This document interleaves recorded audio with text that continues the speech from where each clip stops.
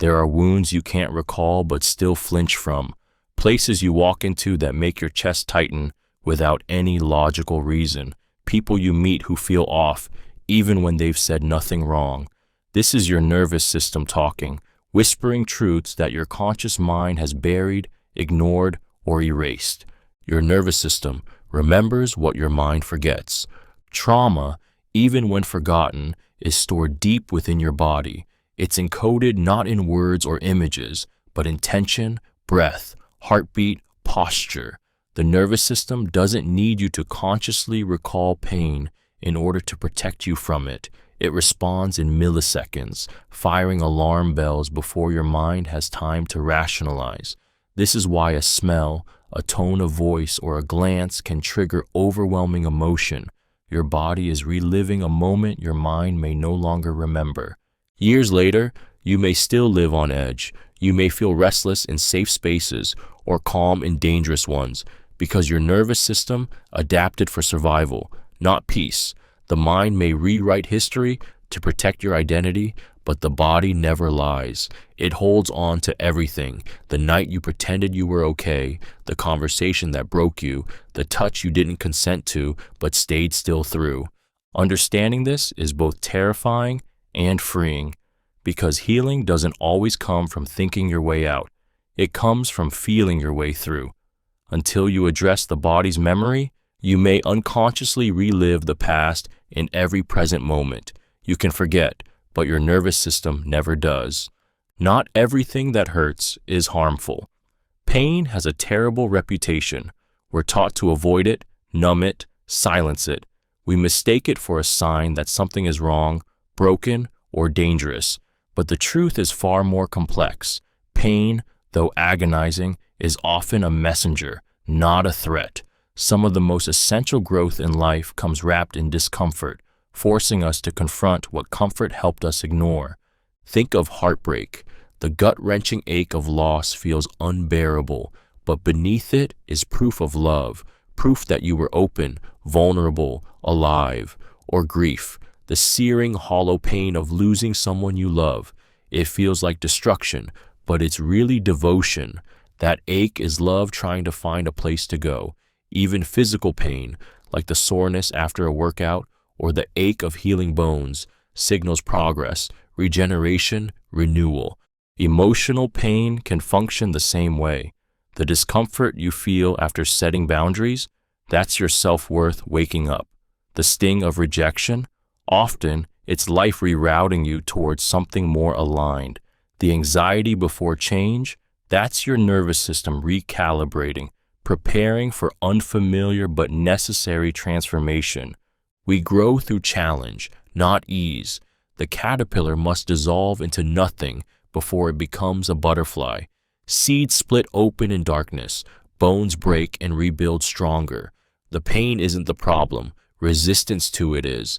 Not everything that hurts is harmful. Sometimes pain is the only honest thing left. Sometimes it's not there to destroy you, it's there to deliver you.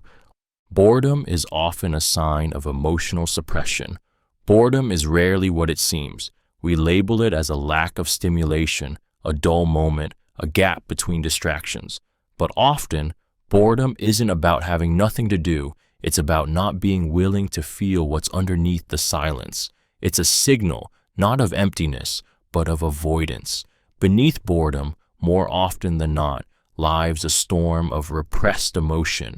Grief unspoken, anger unexpressed, fear unacknowledged, desire unmet. When you were a child and something felt too big to process, you buried it. You numbed out, and as you grew, you replaced those big feelings with constant motion, noise, scrolling, striving, anything to avoid stillness, because stillness brings feeling, and feeling brings memory, and memory brings pain. So now, when life slows down, you feel it creeping in, that heaviness in your chest, that tightness in your stomach. But instead of naming it, you say, I'm bored, because bored is safer than I'm sad. Bored is easier than I'm terrified I'm wasting my life. We call it boredom, but it's often your soul asking for your attention, your body begging to be felt. That craving for stimulation, that itch for novelty, is sometimes your nervous system avoiding what's been buried. Because feeling emotions you've suppressed for years can feel like dying. But it's not death, it's detox. The next time you feel bored, don't reach for a distraction. Sit in it. Ask what you're actually avoiding. You might find that your boredom isn't emptiness at all. It's emotional truth waiting to be heard. Success without peace is failure in disguise. You can have the title, the house, the applause. You can hit every milestone, break every record, and still feel hollow the second the noise fades. Because success, when it comes without peace, is just another form of running from yourself. We've been sold a version of achievement that glorifies burnout, rewards overextension, and praises those who sacrifice everything for the illusion of making it. But what is success worth if it robs you of sleep, silence, or joy? So many chase validation instead of vision. They build empires on wounds, chase wealth to feel worthy, seek fame to avoid feeling invisible, and from the outside, it looks like they've made it. But inside, they're drowning, anxious, numb, addicted to the next goal because the last one never delivered what it promised. This is the trap. Achievement becomes a drug, and every win feels good for a moment, but peace never arrives, only pressure. Real success is peace that doesn't collapse when you're alone. It's a quiet confidence that doesn't rely on being seen. It's waking up without dread, going to sleep without regret. It's not built on proving someone wrong or being everything for everyone. It's built on knowing you are enough, regardless of what the world says. If what you've built comes at the cost of your sanity, your health, your presence, it's not success. It's a polished prison. And the worst part, most don't even realize they're trapped. They just keep running. Peace isn't a luxury. It's the true measure of freedom. People don't leave because they're angry. They leave because they feel unseen. Anger is rarely the reason someone walks away. It's just the noise that fills the space where connection used to live. What really breaks people isn't yelling or conflict or even pain. It's invisibility. The slow erosion of feeling like your voice doesn't matter, your needs don't register, your presence doesn't shift anything at all. That's what makes someone shut down, not lash out. We're taught to notice the blow-ups, the slammed doors, the cold silence, the final text. But the truth is, most relationships don't end in chaos. They end in quiet, the kind of quiet where one person stops trying because nothing they do seems to reach the other, where the smile becomes forced, the stories go untold, and the "how was your day" becomes an obligation rather than an invitation. The goodbye doesn't come with a scream. It comes after too many nights of being in the same room but feeling completely alone. People don't leave because they hate you. They leave because they no longer feel like they exist to you. Because every time they tried to express their truth, it was minimized, dismissed, ignored. Because their love turned into labor and their heart into a performance they couldn't keep doing. We all want to be seen, truly seen, not just looked at, but understood, felt, valued. When someone feels invisible long enough, leaving doesn't feel like abandoning you. It feels like finally choosing themselves. And by the time they go, the pain isn't about what happened. It's about everything that never did. Ambiguity is where your real growth lives. We crave certainty like oxygen. We want answers, direction, clarity, something to cling to when life feels unstable. But the truth is, real growth doesn't happen in the black and white. It happens in the gray, the fog, the tension of not knowing. Ambiguity is uncomfortable because it strips away control. But that discomfort, that's where your becoming begins. When you're between who you were and who you're becoming, everything feels unsteady. You question your decisions, your relationships, your identity. Nothing feels solid, and the mind, desperate for order, tries to label the mess, rush the process, escape the unknown. But the unknown is the very space where transformation lives. Just like seeds must rot before they bloom, and bones must break before they set stronger, your growth demands that you first fall apart. Ambiguity teaches you to hold space for contradiction, to want something and fear it, to feel both excitement and grief, to walk forward without knowing the destination, and that's terrifying because it requires trust, not in a plan, but in yourself.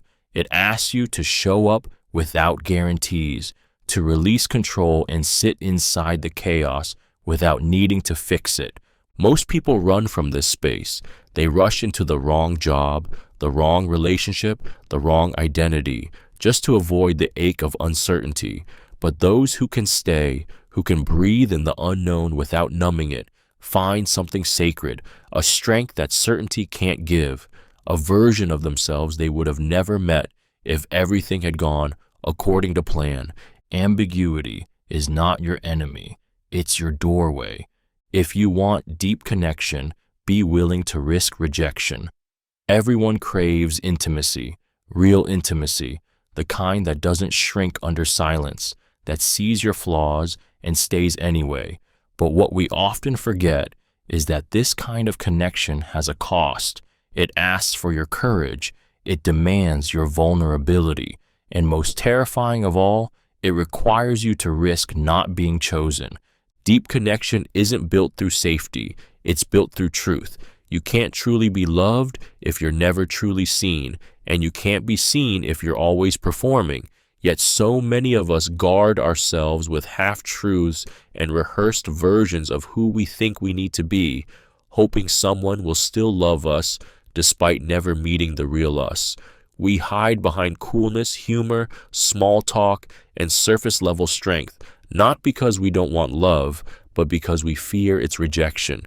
But here's the paradox. The deeper the connection you want, the greater the exposure you must allow. You have to say the thing that might make them leave. Ask the question that could change everything. Reveal the part of you that even you struggle to accept. And then sit in the excruciating unknown of how they'll respond. It's terrifying, and it's the only way. Because love that's earned by hiding isn't love, it's approval. And approval vanishes the moment you stop playing the role. But if someone sees you, all of you, and stays, then what you have isn't just connection, it's truth. And that kind of truth, that kind of love, it only finds those brave enough to risk the fall. You don't outgrow childhood wounds, you integrate them. Time doesn't heal everything. Growing up doesn't mean leaving your past behind, it means carrying it differently. Those childhood wounds, the ones you thought you left in that house, that school, that memory, they still live inside you. Not in the way you expect. They show up in how you love, how you argue, how you freeze when someone raises their voice. They echo in your silence, your people-pleasing, your inability to trust even the safest people. You think you've moved on until a tone, a look, a moment sends you spiraling. Suddenly, you're 5 again, or 7, or 12, desperate to be chosen, seen, protected. We are not blank slates growing up into clean new selves.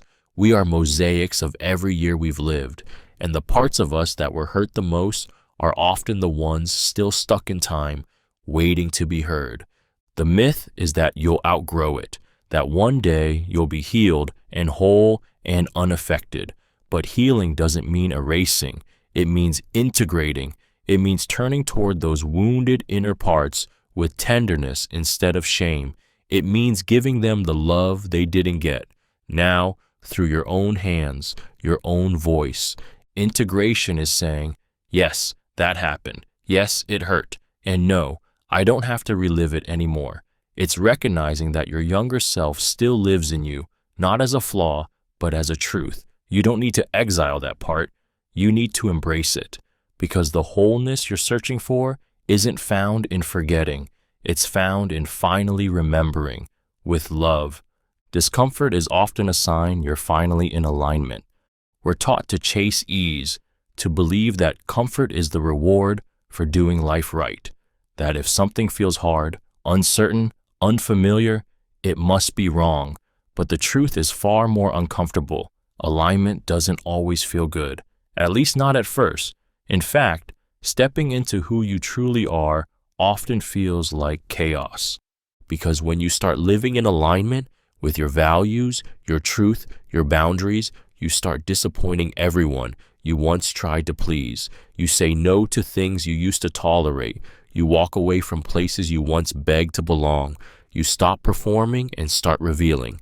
And that shift, it hurts. It stirs guilt, fear, loneliness. It rips away the mask you've worn for safety and demands you stand there, exposed, unfiltered, real. Discomfort is the body's way of marking a threshold where the old self ends and the true self begins. It's not a warning sign to stop, it's an initiation, like sore muscles when you finally start using them, like hunger pangs when you're detoxing from years of numbing, like silence after walking away from loud, toxic love. You may feel lost in the beginning, misunderstood, misaligned with everything you thought you wanted, but that's because you're no longer betraying yourself to fit into someone else's mold. And your nervous system, used to appeasement and performance, calls it danger. But it's not danger, it's return. If you feel uncomfortable right now, pause before you run. You might not be breaking down, you might be breaking through. Alignment isn't always peaceful at first, but it's always honest. Mastering silence is more powerful than mastering words. Words are easy. We're taught from childhood how to string them together, how to sound confident, how to argue, persuade, charm. But silence, true, intentional silence, is a different language. It takes discipline to hold it. It takes strength to not rush to fill the space, to not defend, explain, or prove. In a world addicted to noise, silence becomes an act of rebellion and mastery. Most people speak to be heard, not to be understood. They talk to control perception, to reduce discomfort, to escape vulnerability. But silence exposes what words cover. In silence, you feel, you notice, you see, and so do others. When you stop speaking, people reveal themselves. Their insecurities spill out. Their intentions become clearer. Silence creates space for truth to surface. When you master silence, you stop reacting from impulse. You learn to sit with the burn of misunderstanding. You allow someone to underestimate you and say nothing. You hold your power instead of scattering it in every room. And in that restraint, you gain clarity, control, peace. Silence also holds weight in relationships. Sometimes it says what words can't. A pause can speak boundaries louder than yelling ever could. A quiet presence beside someone in pain is more healing than 100 well-meant phrases. There is wisdom in the space between sentences, intimacy in a glance held without words. To master words is to influence others. To master silence is to master yourself. And self-mastery, that's where real power lives. Forgiveness is releasing yourself, not the other person. Forgiveness is often misunderstood. We imagine it as a gift we give to those who hurt us, a pardon for the pain they caused.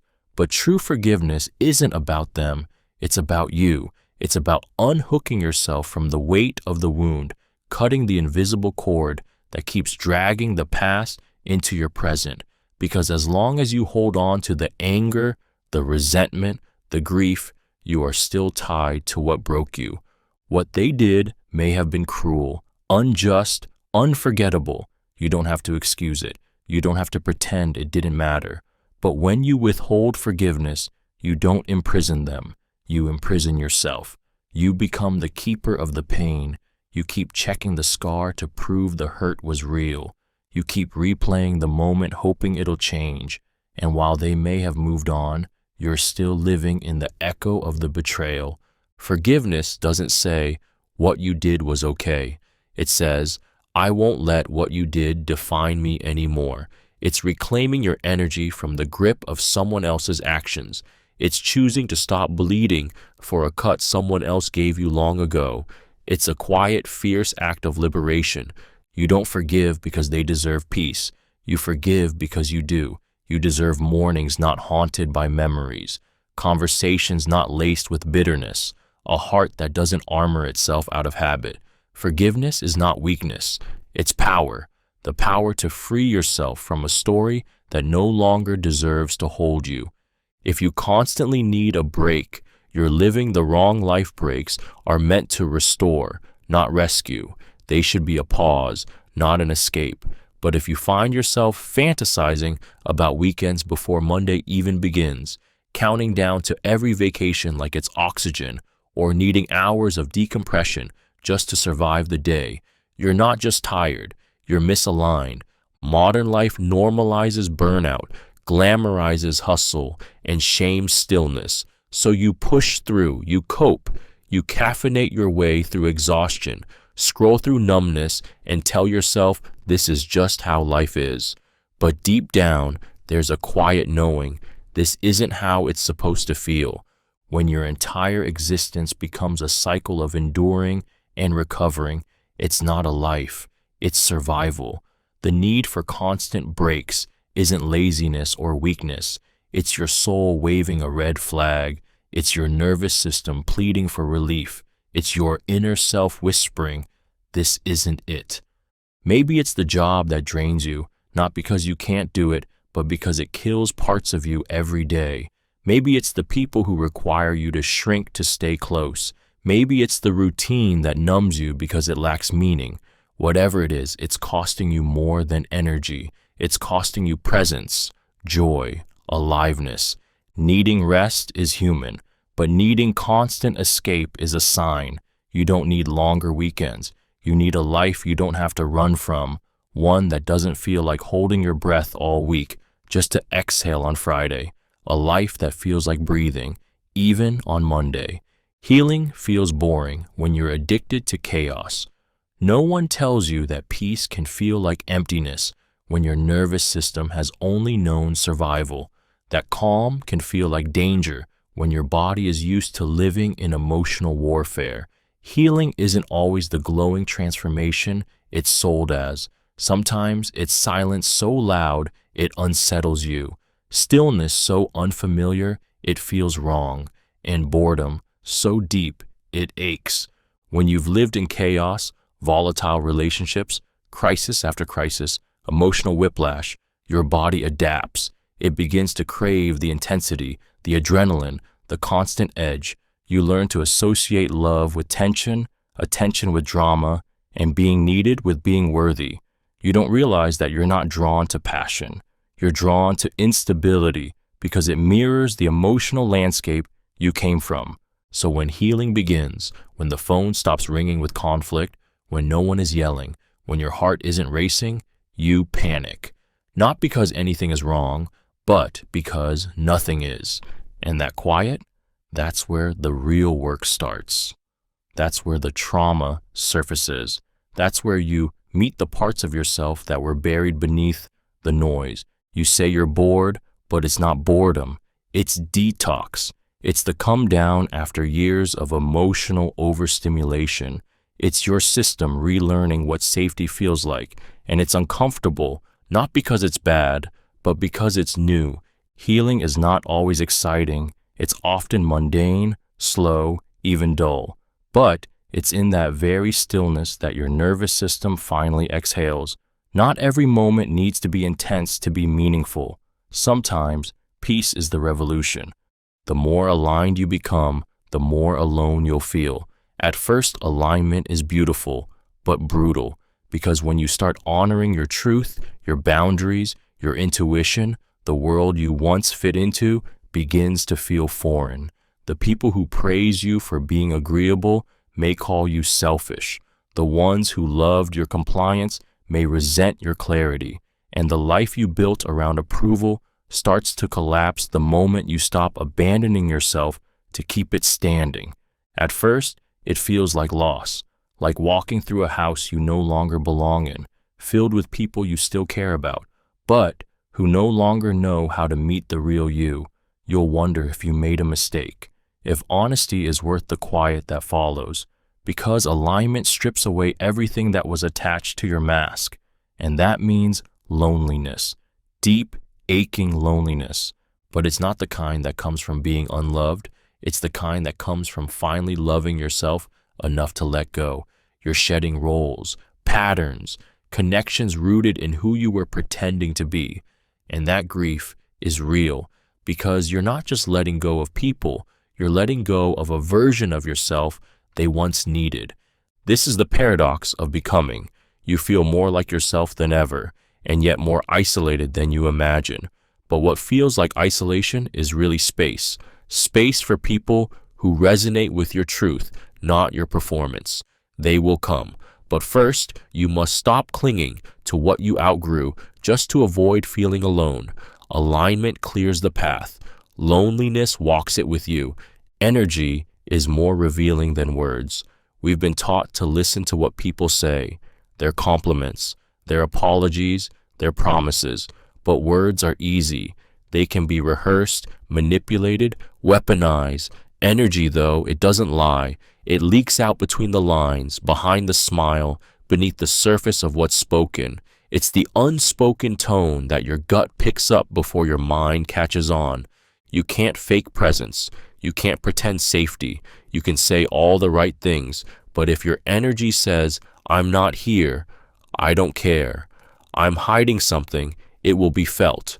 People won't always know why they don't trust you, why they feel uneasy, why they shut down around you, but they will feel it because the body is fluent in truth and it reads energy long before it processes language.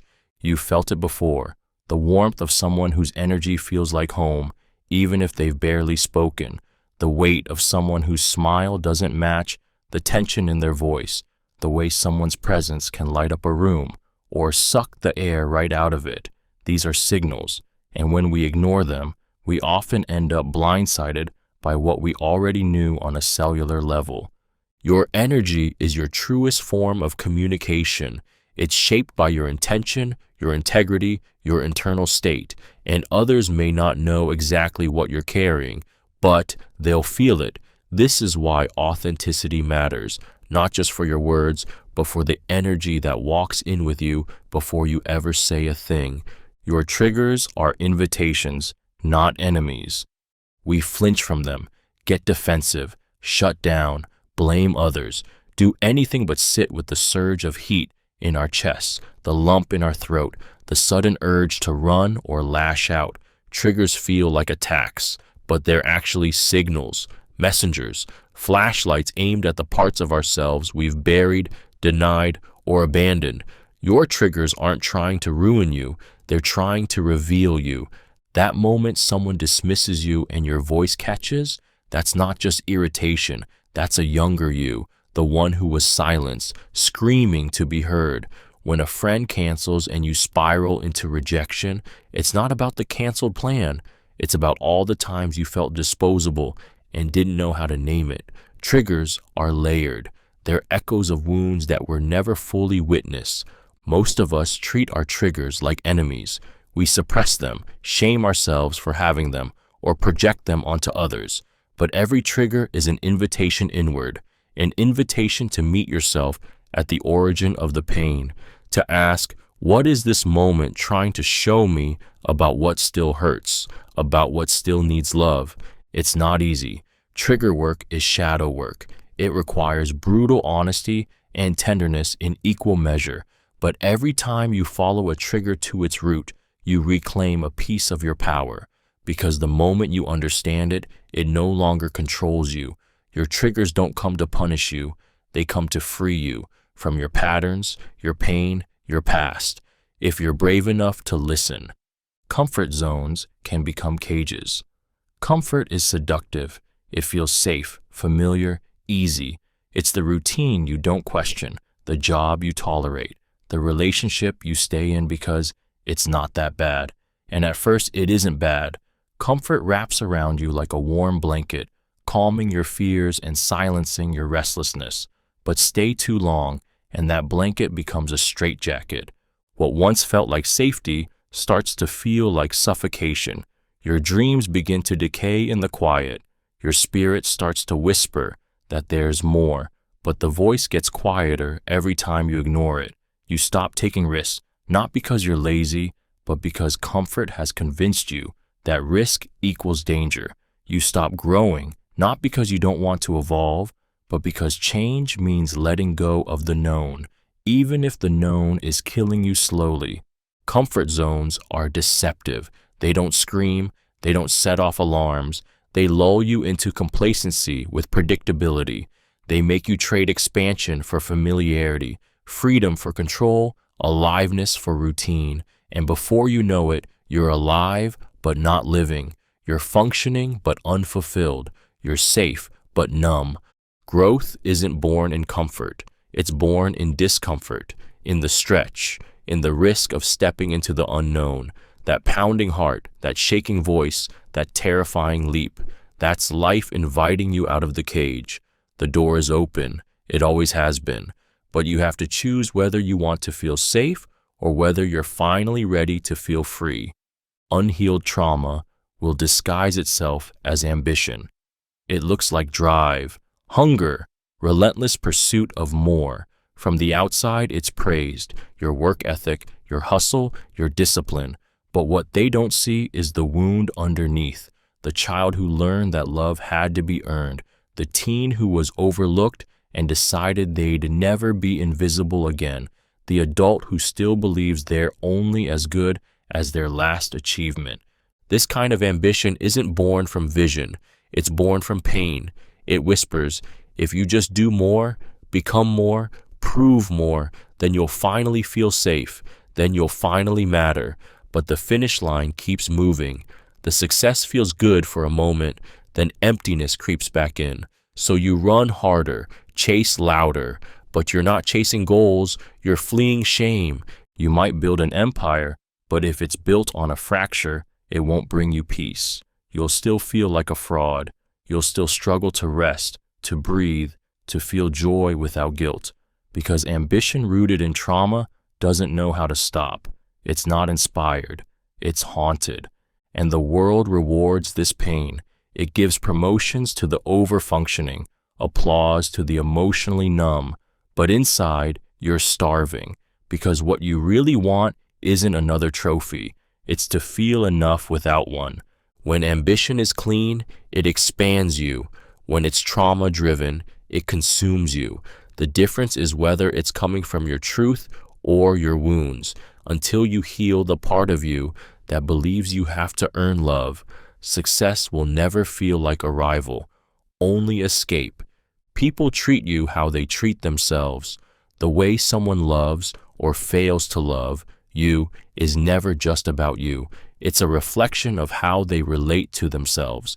If someone is harsh, critical, emotionally unavailable, or easily triggered, chances are that's how they show up for themselves when no one's watching. Their inability to meet you with gentleness doesn't mean you're too much. It means they're starving for the very softness they've always denied themselves. A person who speaks to themselves with kindness will speak to you with compassion. Someone who holds space for their own pain won't run from yours, but someone who constantly betrays their own needs, silences their own truth, or drowns in self-loathing, they'll unconsciously project that same chaos onto you. They'll ghost you because they abandon themselves. They'll judge you because they shame themselves. They'll withhold love because they've never learned how to offer it inward. You might take it personally, wonder what you did wrong, why they pulled away, why they chose silence over explanation. But the truth is, you're not inside their war. You're standing too close to the blast radius of a battle they've been fighting within themselves for years. This is why healing matters, not just for you, but for what you invite, allow, and accept. Because once you realize their behavior is a mirror of their inner world, you stop trying to earn the love they've never given themselves, and you start asking better questions. Not, why don't they love me? But, how do they love themselves? The answer will tell you everything. You're not lazy. You might just be uninspired or misaligned. There's a quiet shame that comes with not being able to get it together, when you can't find the energy to start, when motivation feels like a stranger, when the simplest tasks feel impossibly heavy. You label yourself lazy, broken, undisciplined. But what if it's not laziness at all? What if your mind isn't the problem, but your environment, your path, your purpose? Laziness is rarely a root cause, it's a symptom, a red flag from your soul that something isn't clicking. Maybe you're trying to build a life that doesn't reflect who you are. Maybe you're pushing yourself toward a goal that was never yours to begin with. Maybe the work you're avoiding doesn't excite you because it quietly betrays you. And your body knows. It always knows. It whispers through fatigue, distraction, procrastination. This isn't it. You're not lazy when you can binge a book you love, get lost in a creative flow, stay up all night talking about something that matters to you. You're not lazy when you're aligned. You're alive, lit up, unstoppable. That's the truth people don't tell you. Your laziness might be wisdom in disguise, a sacred rebellion against forcing yourself into boxes that don't fit. Instead of asking, "Why am I so lazy?" ask, "Where am I uninspired? What am I doing out of fear, not desire? Where am I disconnected from meaning?" Because when your life starts to reflect your truth, energy returns, not all at once, but steadily. You're not broken, you're just misaligned, and your soul is begging you to listen. Outgrowing people doesn't mean you hate them. Growth is rarely clean. It doesn't always come with closure, mutual understanding, or a graceful goodbye. Sometimes it looks like slowly drifting from people you once swore would be in your life forever. Sometimes it's waking up one day and realizing the connection that once lit you up now dims your spirit. And the guilt that comes with that, especially if they never hurt you, is heavy. Because we're taught that love must last to be real, that distance means resentment, that choosing a new path means abandoning the old one in bitterness. But the truth is, you can love someone and still outgrow them. You can honor what they gave you and still know it's time to walk away. Growth changes your frequency, and not everyone will rise with you. Some will stay rooted in patterns you've worked hard to leave behind, and it's not your job to shrink back down just to keep the peace. You may feel selfish, you may question your loyalty, but growth isn't betrayal, it's evolution. And sometimes the most loving thing you can do is let go before your resentment replaces your love, before your silence becomes your only form of communication, before you both become strangers sitting in the shell of something that once felt alive. Outgrowing someone doesn't erase what they meant to you. It just means your soul is calling you somewhere they can't follow. And that's not cruelty, that's honesty. You don't have to hate someone to leave them. Sometimes you just have to love yourself more. Silence is a response, and often the clearest one. We crave closure, explanations, endings wrapped in words that make the pain easier to hold. We want to hear why they left, why they changed, why they pulled away. But sometimes there are no words. Sometimes the only answer is silence, and it speaks louder than any apology ever could. Silence is not neutral. It's not empty. It carries weight, intention, consequence. When someone goes quiet, they are telling you something. Maybe they're avoiding discomfort. Maybe they lack the courage to be honest. Maybe they don't value you enough to offer clarity. But no matter the reason, their silence is the message. And ignoring it doesn't protect you. It prolongs the heartbreak. We often fill in the silence with stories. We convince ourselves they're just busy, that they didn't see the message, that they'll come around. But beneath those stories is a deeper knowing, that the silence is deliberate, that it's easier for them to disappear than to confront the impact of their actions, that their quiet is the door closing, softly but completely. Silence can be cruelty dressed in nothingness. It can feel like erasure, like you never mattered enough to deserve a goodbye. And yet, it can also be the most honest thing a person gives you, because when people stop responding, they reveal their capacity. And you learn, some people don't leave loudly. They fade, and in that fading, they free you. Don't chase noise when silence has already told the truth. When someone goes quiet, listen with your whole heart. The words you're waiting for might never come, and that is the answer. Growth often feels like loss. No one tells you that becoming who you're meant to be might break your heart, that the path to alignment often starts with letting go of people, of identities, of dreams you once clung to like lifelines. Growth is glorified in theory, but in practice, it feels like mourning, because every step forward asks you to leave something behind, and sometimes what you're leaving is the version of you who survived everything. You lose comfort, you lose familiarity, you lose the relationships that made sense when you were pretending to be someone else, the habits that numbed you, the roles that defined you, the people who only loved the mask. They can't come with you, and as much as you try to hold on, something in your soul knows staying would mean staying small. It hurts deeply, not because you're doing something wrong, but because healing is a dismantling. You are unlearning who the world told you to be so you can remember who you were before fear rewrote your story.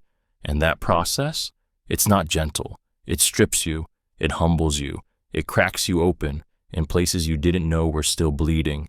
But beneath that ache is a quiet truth. You are not breaking down, you are shedding. You are not losing yourself, you are meeting yourself. And yes, growth feels like loss, because it is a loss, a necessary one, the death of who you were to make space for who you're becoming. And grief is the bridge that carries you across. Your attention is your most sacred currency. In a world that feeds on distraction, your attention is no longer just a passive experience. It's a transaction.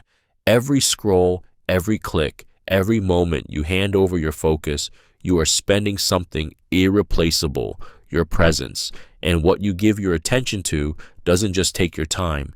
It shapes your mind, your mood, your reality. We think of attention as endless, but it's not. It's energy, it's life force, and whoever or whatever holds it, holds a piece of you. If you constantly give it to drama, noise, shallow validation, or people who drain rather than nourish, you slowly become scattered, anxious, numb, not because something's wrong with you, but because you're bankrupting your soul in micro moments of unconscious investment. Your attention tells the world what matters to you. It tells you what matters to you. And if you're always paying attention to everything and everyone except yourself, your needs, your desires, your healing, you begin to forget who you are beneath the noise. You become reactive instead of intentional, consumed instead of connected, tired but never fulfilled. The most powerful shift you can make isn't changing your life, it's changing what you notice. Because what you notice, you nurture, and what you nurture grows. So start paying attention to what lifts you, what feels like peace, who listens when you speak, and who makes you forget to check your phone, where your breath slows and your shoulders drop. Your attention is your offering. Guard it like your future depends on it, because it does. Love without boundaries isn't love, it's martyrdom. We're told that real love is unconditional, that if you truly care, you'll stay, you'll forgive, you'll give endlessly. But what no one tells you is that without boundaries, love stops being love. It becomes sacrifice. It becomes self-erasure. It becomes a performance where you're constantly bleeding to prove your worth and calling it devotion. Love is not about how much you can tolerate. It's not measured by how deeply you suffer for someone else's comfort. If you keep giving without limits, without pause, without regard for your own needs, you're not being loving. You're being consumed. You're turning yourself into a container for someone else's chaos and calling it compassion. The truth is, love that costs you isn't love. It's martyrdom dressed up as loyalty. It's the child inside you still trying to earn safety by being pleasing, by being useful, by being endlessly available. But boundaries are where self-respect lives. They say, I love you, but I love me too. They protect not just your peace, but the integrity of the relationship itself. because when there are no limits, resentment grows. Silent expectations breed bitterness, and slowly the connection rots from the inside out. You start disappearing beneath your own kindness. Real love holds boundaries. It doesn't fear them, it honors them. Because the person who truly sees you won't just take what you give, they'll ask what you need. They'll want you whole, not hollow. Love without boundaries isn't strength. It's surrendering yourself to be loved at the cost of never truly being known. Authenticity costs you relationships you were never meant to keep. There comes a moment when the mask starts to feel heavier than the risk of taking it off, when shrinking, editing, and filtering yourself to be accepted starts to feel like a slow death. So you choose truth. You start speaking up, saying no, setting boundaries. You stop agreeing just to be liked. You stop hiding the parts of you that used to feel too much. And that's when it happens. People start to leave, not all at once. Some drift, some grow cold, some lash out, accusing you of changing, of being selfish, of not being who you used to be.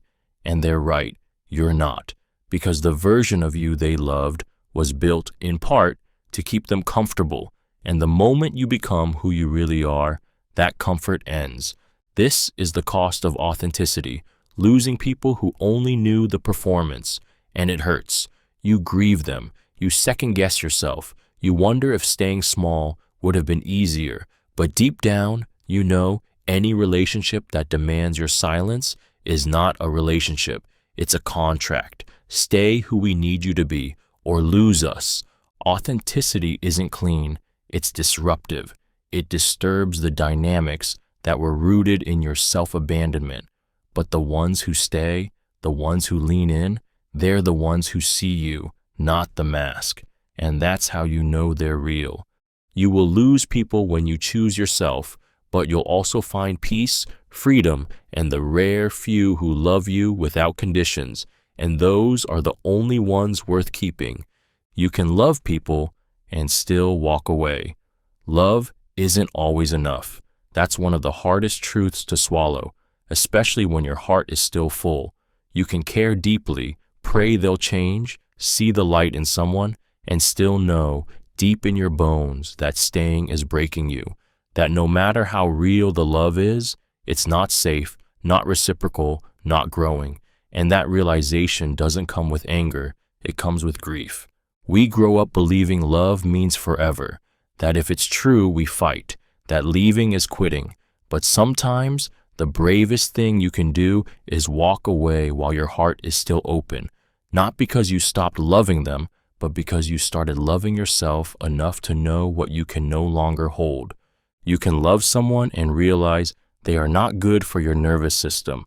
You can love someone and feel exhausted by the weight of constantly fixing, understanding, waiting. You can love someone and still know the connection is misaligned, imbalanced, or rooted in old wounds that no longer define you. Walking away doesn't mean the love wasn't real. It means the love wasn't enough to silence your own voice, your own needs, your own becoming. And sometimes leaving is the most loving act of all, because staying would mean both of you continue pretending. You can carry them in your heart and still close the door. You can honor what they gave you and still let them go, because love is not meant to be a cage. Sometimes it's what gives you the strength to leave it. If you need to numb it, it probably needs to be healed.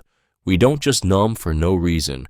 We numb because feeling the full weight of our truth feels unbearable. We scroll, we drink, we binge, we joke, we overwork, because sitting still in silence means facing the ache we've buried so deep we've forgotten where it started. But your pain doesn't disappear when you numb it.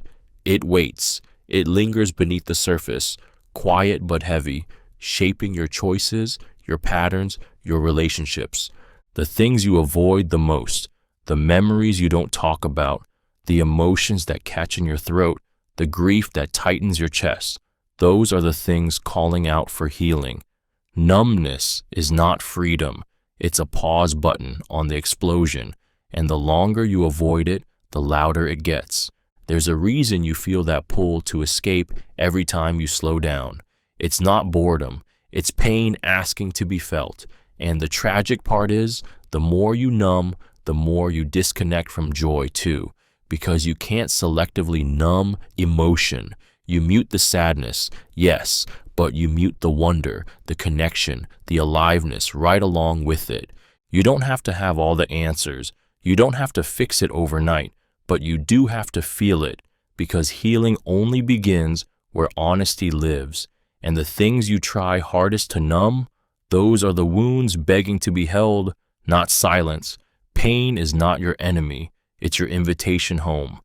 The right path often looks wrong to others. When you finally choose yourself, don't expect applause.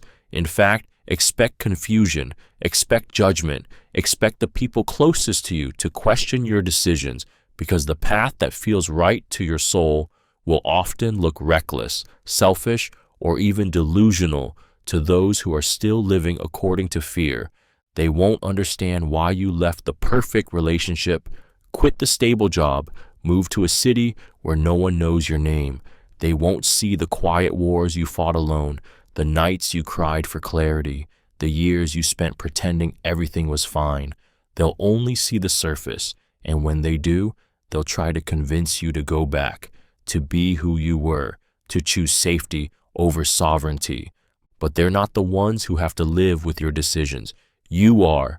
They don't feel the slow death of staying somewhere your soul has outgrown. They don't carry the ache of pretending. They don't know how hard it was for you to even see a new path, let alone walk it. The truth is, what looks wrong to others might be the first time you've ever told the truth with your life. Alignment often requires disobedience.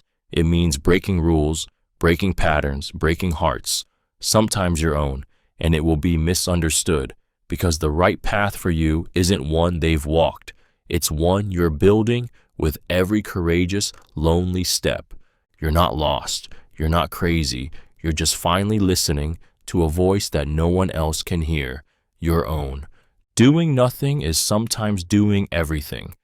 We live in a world that worships motion, that tells you your worth is measured by productivity, your value by how much you give, your purpose by how hard you hustle. Rest is guilted. Stillness is shamed. Doing nothing feels like failure. But the truth is, sometimes doing nothing is the most courageous, powerful, life-saving thing you can do. Because stillness is not emptiness. It is space. Space to breathe, to listen, to reconnect with the voice inside you that's been drowned out by noise and urgency. It's where clarity finds you, not when you're sprinting toward the next goal, but when you finally stop running. Doing nothing isn't passive. It's presence. It's resisting the pressure to perform and choosing instead to be. When you're heartbroken, burned out, grieving, lost, what you need isn't more action. It's more awareness, more gentleness, more permission to fall apart without trying to fix it right away. Healing happens in the pause. The nervous system recalibrates in quiet. Insight rises in the silence you've been too busy to sit in. You are not lazy for resting. You are not falling behind for slowing down. Sometimes the most radical act of self-respect is to stop, to sit in the ache, to feel what you've been avoiding, to trust that even when you're not doing, something deep inside you is. You are allowed to rest, to wait, to be still and sacred, because doing nothing, when it comes from intention, from surrender, from truth, it's not a waste, it's a return. If you're not actively choosing your life, it's being chosen for you. Every day you wake up and go through the motions, life is quietly choosing for you. If you don't decide what you value, someone else will sell you theirs. If you don't claim your time, it will be filled by demands that drain you. If you don't speak your truth, you'll live inside someone else's story and call it fate. We often think indecision is harmless, that we're figuring it out, that we'll get to it later, that drifting is safer than committing. But the world doesn't pause for your clarity. It fills the space with noise, obligation, and expectation. And before you realize it, you're living a life you never consciously agreed to, a job that numbs you, a relationship that barely touches your soul, a schedule so packed with other people's needs, there's no room left for your own. You were not born to default into your existence. You were born to design it, to choose what matters, to carve meaning out of chaos. And that takes guts. It takes asking hard questions and risking the discomfort of honest answers. Who am I doing this for? What am I tolerating? What parts of my life feel like survival, not choice? Avoiding choice doesn't protect you. It erodes you, slowly, quietly, until one day you wake up and realize you've built a life of silent resignation. But the beautiful, terrifying truth, you can take it back, one choice at a time, because if you don't choose your life, someone else always will. True safety is internal, not situational. You can change your environment, your relationships, your job, your zip code, but if your nervous system is still living in survival mode, peace will always feel out of reach, because safety isn't a place, it's a state. And no matter how beautiful the setting, if your body doesn't believe you're safe, you won't be able to rest. You'll still flinch at softness, still brace for impact, still sabotage calm, because chaos is what feels familiar. We spend our lives chasing the illusion of external safety. I'll feel okay when I have more money, when I'm in a relationship, when I leave this city. But even when you get those things, the anxiety doesn't fade. The overthinking doesn't stop, because the real threat isn't out there. It's the unprocessed fear living inside you. The childhood where you were never truly held. The trauma that taught you love equals pain. The years you spent learning to anticipate danger, not presence. True safety begins when you stop outsourcing your sense of security to things you can't control. It starts when you stop performing for acceptance, stop ignoring your instincts, stop abandoning yourself just to belong. It's learning to sit with your feelings without running, to say, I'm okay, and mean it, not because everything is perfect, but because you are anchored. This kind of safety can't be taken from you. It travels with you. It holds you when the world doesn't. And once you find it inside, the outside stops feeling so terrifying, because you finally know you are your own safe place. Grief is just love with nowhere to go. Grief isn't just sadness. It's the echo of love that no longer has a home. It's the ache in your chest when you reach for a voice that's gone, when your body still expects a presence that no longer walks beside you. It's the love you still carry, still feel, still long to give. But now there's no one left to receive it. So it lingers, heavy, loud in the silence, sharp in the smallest moments. It doesn't matter how much time has passed. A smell, a song, a memory can flood your heart like it all just happened yesterday. Because grief isn't linear. It's not a wound that neatly heals. It's a room in your soul where love now lives alone. And sometimes that love screams. Other times it just sits quietly, waiting because there's nowhere else for it to go. We try to hide grief, dress it up, silence it, but it demands to be felt because it's sacred. It means something mattered, someone mattered, and your pain isn't weakness. It's proof that your heart opened, connected, belonged. Grief is the shadow side of love. You don't grieve what you never cherished. And while the world may urge you to move on, to be strong, to fill the void, don't rush it. Let grief be what it is. Love, trying to find form again. Love, still loyal, still fierce, still alive inside you, even when the person is not. Grief isn't the end of love. It's love, stripped bare, refusing to disappear. You don't need to earn rest. Rest was never meant to be a reward. It is not the trophy you get after burning out, breaking down, or proving your worth through exhaustion. But somewhere along the way, we were taught that rest has to be deserved, that unless we're collapsing, we haven't worked hard enough to justify slowing down. And so, we hustle until we're hollow. We keep pushing, not because we're thriving, but because stopping feels like failure. This belief is a wound. It's the voice in your head that says, you haven't done enough today. It's the guilt that creeps in when you sit still. It's the shame that whispers you're being lazy for listening to your body. But rest is not laziness. It is not weakness. It is a biological, emotional, and spiritual necessity. Your body isn't asking for permission. It's begging for compassion. You were not born to be a machine. You were not put on this earth to be productive at the cost of your humanity. The trees do not justify their stillness. The moon does not explain its phases. Rest is your birthright. It's where healing happens, where clarity is born, where your nervous system exhales and your soul has room to speak. You do not need to suffer to be worthy. You do not need to prove how tired you are to deserve a break. You don't need to earn rest. You need rest. Period. And when you finally give yourself that permission, you remember what the world wants you to forget. You are enough, even when you're not doing anything at all. Trying to be liked is a trauma response. The constant need to be liked doesn't come from confidence. It comes from fear. It's the fear of being rejected, abandoned, punished, or unloved for simply being yourself. For many, this didn't begin in adulthood. It began in childhood, when love felt conditional, when acceptance came only if you were quiet, agreeable, impressive, or useful, when your emotional safety depended on how well you could shapeshift. So you learned to read the room before you read your own needs. You learned to apologize even when you weren't wrong, to say yes when everything inside you screamed no, to smile when you were hurting, because being liked felt safer than being real. Pleasing others became survival. But here's the brutal truth. When your worth depends on being liked, you abandon yourself in tiny ways every single day. You dilute your truth to avoid tension. You shrink your boundaries to avoid being called difficult. You become so good at becoming what others want that you forget who you actually are.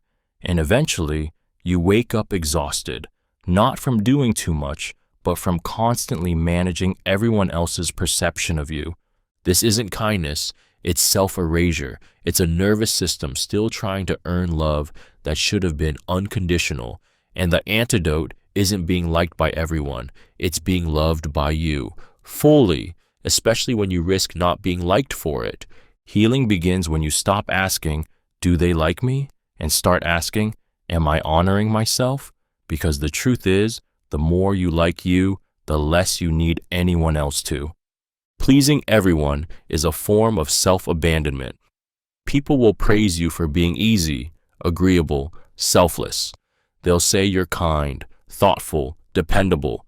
But behind the compliments, something painful hides, because when your default is pleasing everyone, you slowly disappear.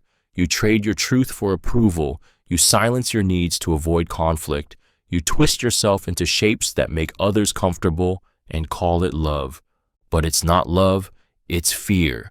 The fear of rejection, the fear of being too much, the fear that if you ever showed your full self, your messy, opinionated, sensitive, complex self, they'd walk away. So instead, you give them the version of you they want. And with every yes that should have been a no, with every smile that covers a boundary being crossed, you tell your nervous system, "My belonging depends on betrayal. Betrayal of me." Self-abandonment is quiet. It looks like overcommitting, like laughing at things that hurt, like apologizing for simply having needs.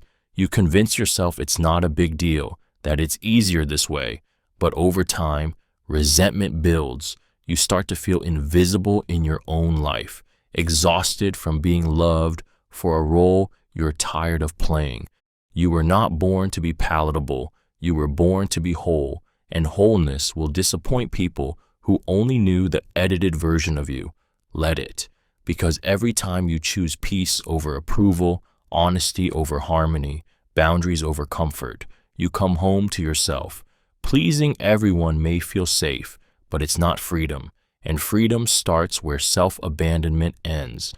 If you're chronically tired, your soul may be exhausted, not just your body. There's a kind of tired that sleep doesn't fix.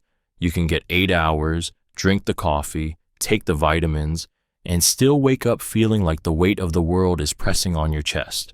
That's not just physical exhaustion, that's soul exhaustion.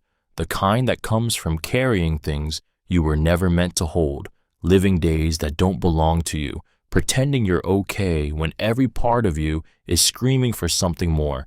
You might not even realize it. You just feel numb, heavy, easily overwhelmed. You cancel plans, not because you're lazy, but because your spirit is running on fumes. You show up smiling, but inside, you're disconnected from your own life. This isn't about rest. It's about misalignment. It's about living in roles, routines, and relationships that drain you. It's about saying yes when your truth is no, about silencing your creativity, your longing, your grief, until all that repression turns into fatigue. You can't keep abandoning yourself and expect to feel alive. Soul tiredness comes from neglecting what lights you up, ignoring your intuition, and stuffing down emotions that beg to be felt. You've likely spent so long being strong, productive, or pleasant that you forgot what it feels like to just be real. If your body is tired, sleep. But if your soul is tired, listen. Ask what you've been avoiding, what part of you has gone unheard. Because healing doesn't always come in the form of rest. It comes in the form of returning to yourself.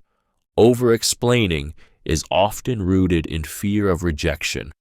When you overexplain, it's not just about clarity, it's about survival.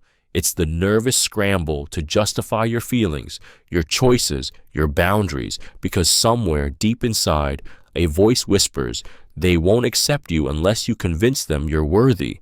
So you add extra words, you soften your truth, you pad every no with reasons, every request with apologies, hoping to protect yourself from the one thing that still terrifies you, being misunderstood and left because of it. Over-explaining doesn't mean you're weak. It means, at some point, being misunderstood cost you something precious. Maybe it meant punishment. Maybe it meant emotional exile. Maybe it meant watching love disappear when you finally spoke your truth. So now, even as an adult, you explain, and explain, and explain, hoping that if you just say it right, they won't leave. They won't think you're selfish. They won't think you're too much. But here's the truth. People who truly respect you don't need a 3-paragraph reason for your boundary. People who truly see you don't require you to shrink into disclaimers. You don't owe anyone your why just to be valid. And the need to over-explain isn't a sign that you're wrong. It's a sign that you're afraid your truth alone isn't enough. You are enough. Your no can stand without a cushion. Your decision doesn't need a defense. Healing begins when you stop arguing for your own right to exist and let silence carry the weight that fear once filled with words. You can only meet others as deeply as you've met yourself. We all crave connection, the kind that transcends small talk, that feels like coming home in someone else's presence. But true intimacy requires depth, and depth requires self-awareness. You cannot hold space for someone else's truth if you're terrified of your own. You cannot understand another's wounds if you've never looked at your own, and you cannot love someone fully if you've never dared to fully face you. We often wonder why relationships feel surface level, why we're surrounded by people yet feel profoundly alone. It's not because connection isn't possible, it's because depth can't be faked. You can't give what you haven't given yourself. You can't recognize emotional honesty if you've spent your life running from it. And when you haven't sat with your shame, your rage, your grief, you'll flinch when someone else shows you theirs. Self-avoidance creates shallow bonds because intimacy isn't built on shared interests, it's built on shared truth. And truth requires inner excavation. It means pulling back the layers you've hidden behind, the perfectionism, the performance, the need to be fine. It means meeting the raw, unfiltered parts of you and choosing not to turn away. Only then can you offer that same acceptance to someone else. Only then can you truly see another person, not as a projection, not as a role, but as a soul. The deeper you go within, the deeper you can go with others. So if you feel disconnected, start inward, because the relationship you have with yourself sets the ceiling for every connection you'll ever create. Your ideal life probably won't look normal. What's considered normal is often just what's common, not what's right for you. The 9-to-5 job, the suburban house, the wedding photos, the 2 kids, the yearly vacation. For some, it's a dream, but for others, it's a slow death, a script written by someone else, performed out of obligation, fear, or the desperate hope to be accepted. And the most painful part, many don't realize they're suffocating until it's too late. Your ideal life may be quiet when others expect ambition. It may be wild when others expect stability. You might crave solitude while the world tells you to network. Create art when your family values security. Live off-grid when your friends chase skyscrapers. And when you start following that pull, your own strange, luminous pull, it will terrify people. Because choosing your own path is a mirror. It reflects every unchosen dream in others, and not everyone will celebrate your freedom. You'll be called reckless, unrealistic, selfish, even ungrateful. But what they call strange may be the most honest thing you've ever done. The truth is, your peace might not photograph well. Your joy might not go viral. Your success might not look like anything they taught you to want. But if it feels like home in your chest, if it softens your breath, lights your eyes, lets your soul exhale, it's yours. You weren't born to be normal. You were born to be real, and real is often misunderstood by the world until it's missed, envied, or quietly admired by those still too scared to chase it. Doing less can often get you further. We live in a culture that worships hustle, that praises exhaustion like it's a badge of honor, and equates busyness with worth. You've been taught that more effort, more hours, more movement equals more success. But what if the exact opposite is true? What if all your striving is keeping you stuck? Doing more often becomes a form of avoidance, a distraction from your own intuition, a way to drown out the discomfort of not feeling in control. You keep adding, pushing, proving, because slowing down feels like failure, because stopping would mean facing the questions that scare you. Is this even what I want? Who am I if I'm not achieving? Why am I so afraid of stillness? But here's what the world rarely tells you. Clarity often comes in the pause. Power is found in the rest. Doing less creates the space where insight lives. The most transformative choices of your life won't come when you're rushing. They'll come when you're quiet enough to hear yourself.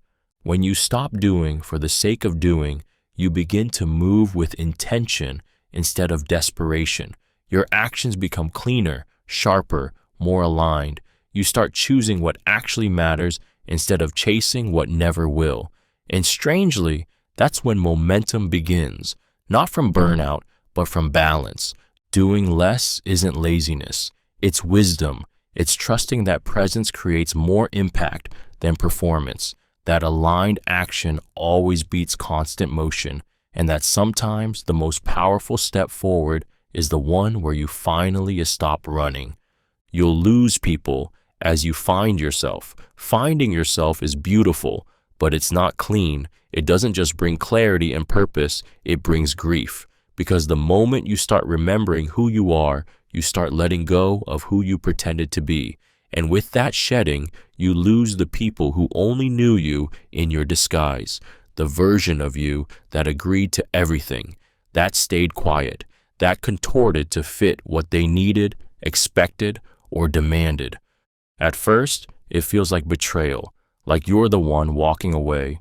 But the truth is, you're finally standing still while others keep walking toward who they want you to be. And when you stop moving in their direction, when you stop performing, they feel it. And not all of them stay.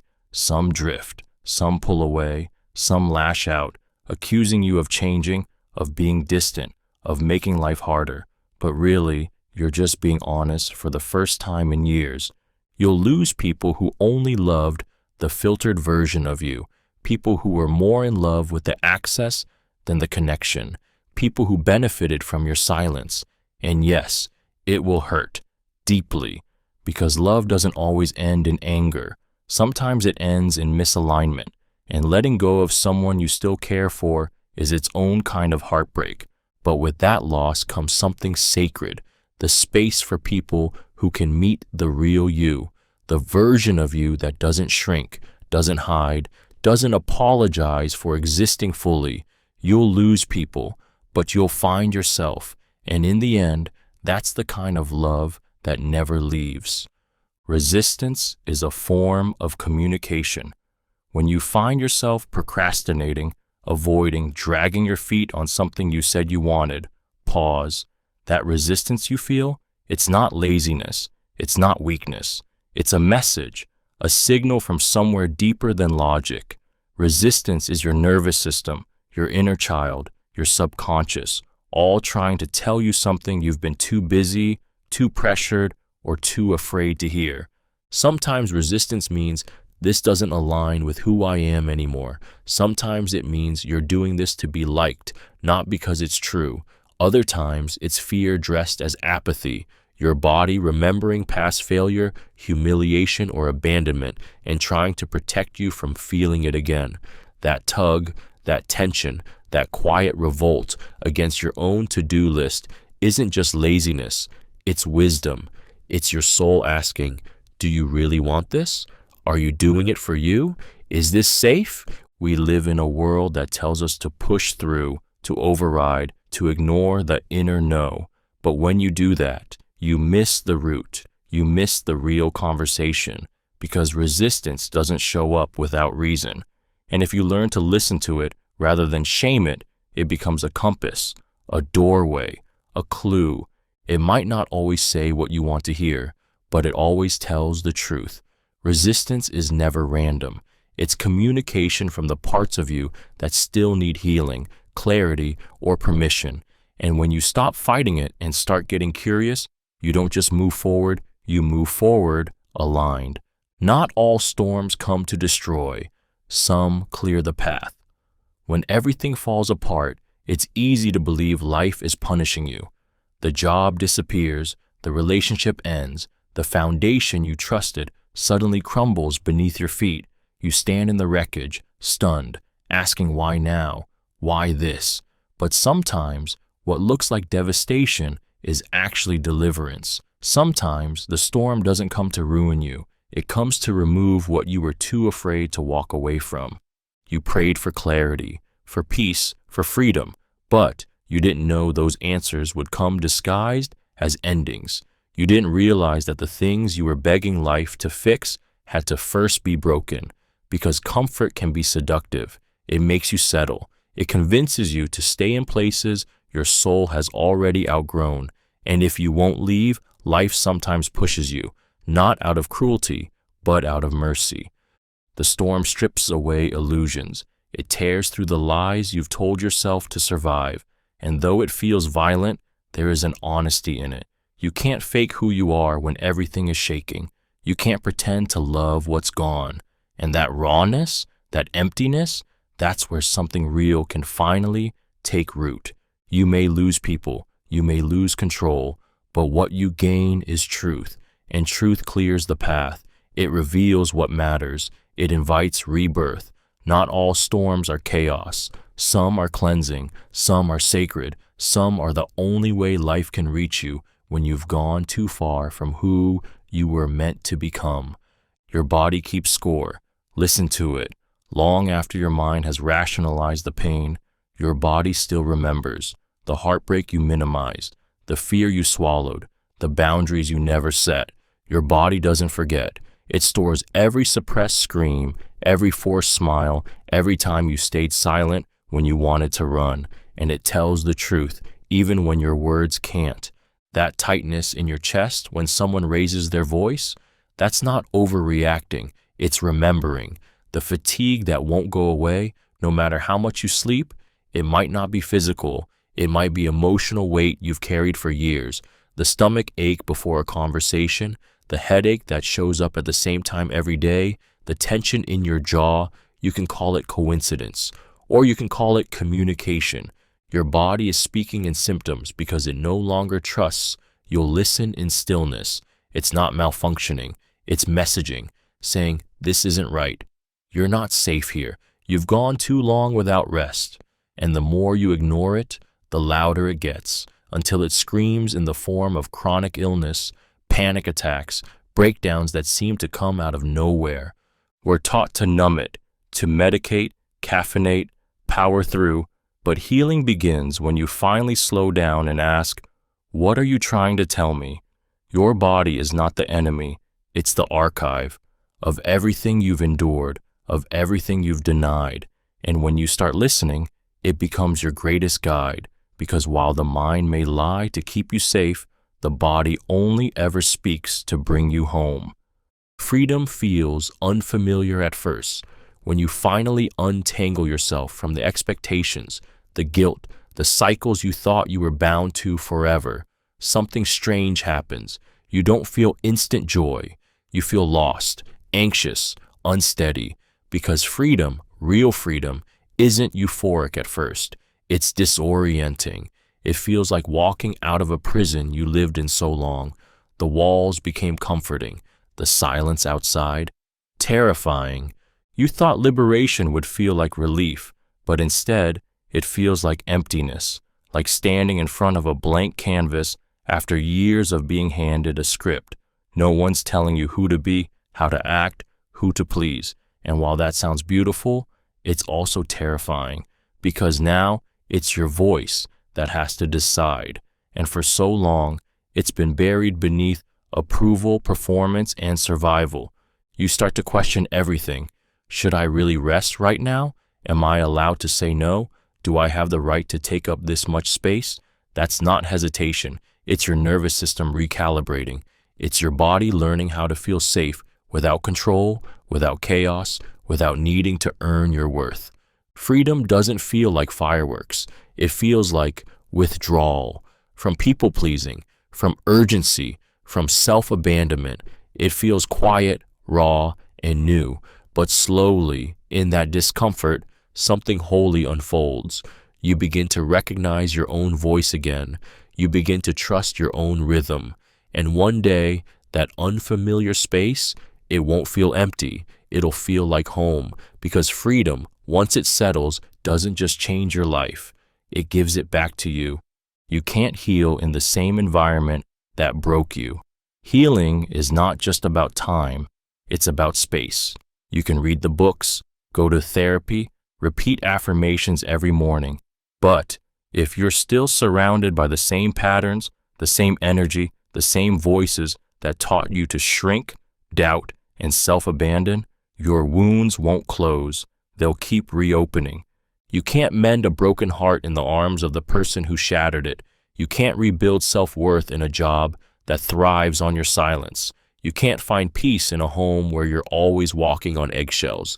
Sometimes, healing requires leaving, physically, emotionally, spiritually, not because you're giving up, but because you're choosing to stop bleeding where you were never meant to stay.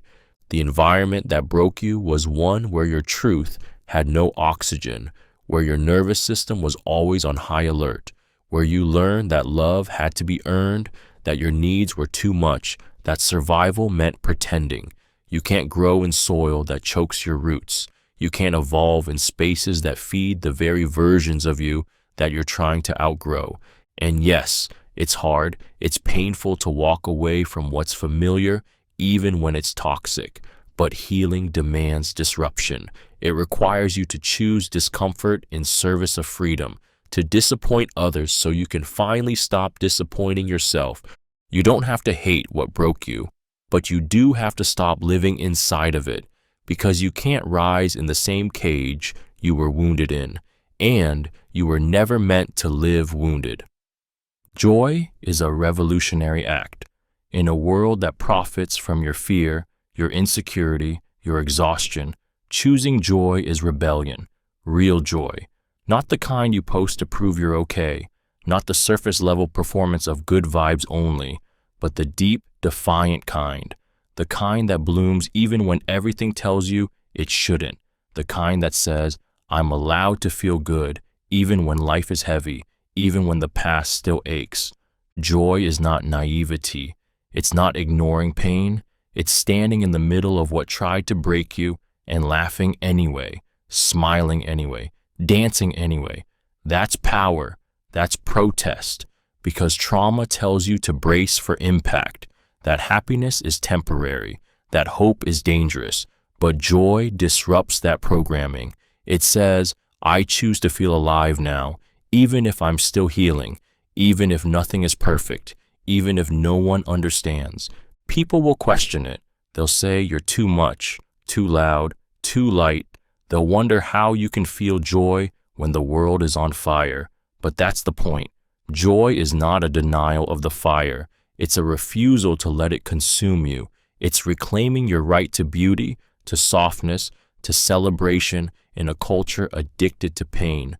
Joy doesn't mean you're done healing. It means you're reclaiming moments that were stolen from you. It means you've stopped waiting for life to be safe before you let yourself feel free. In that way, joy becomes sacred, radical, revolutionary, because it dares to say, I survived, and I still choose light.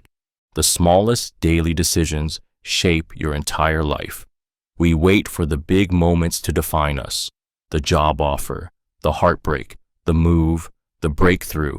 But it's not the massive turning points that shape your life.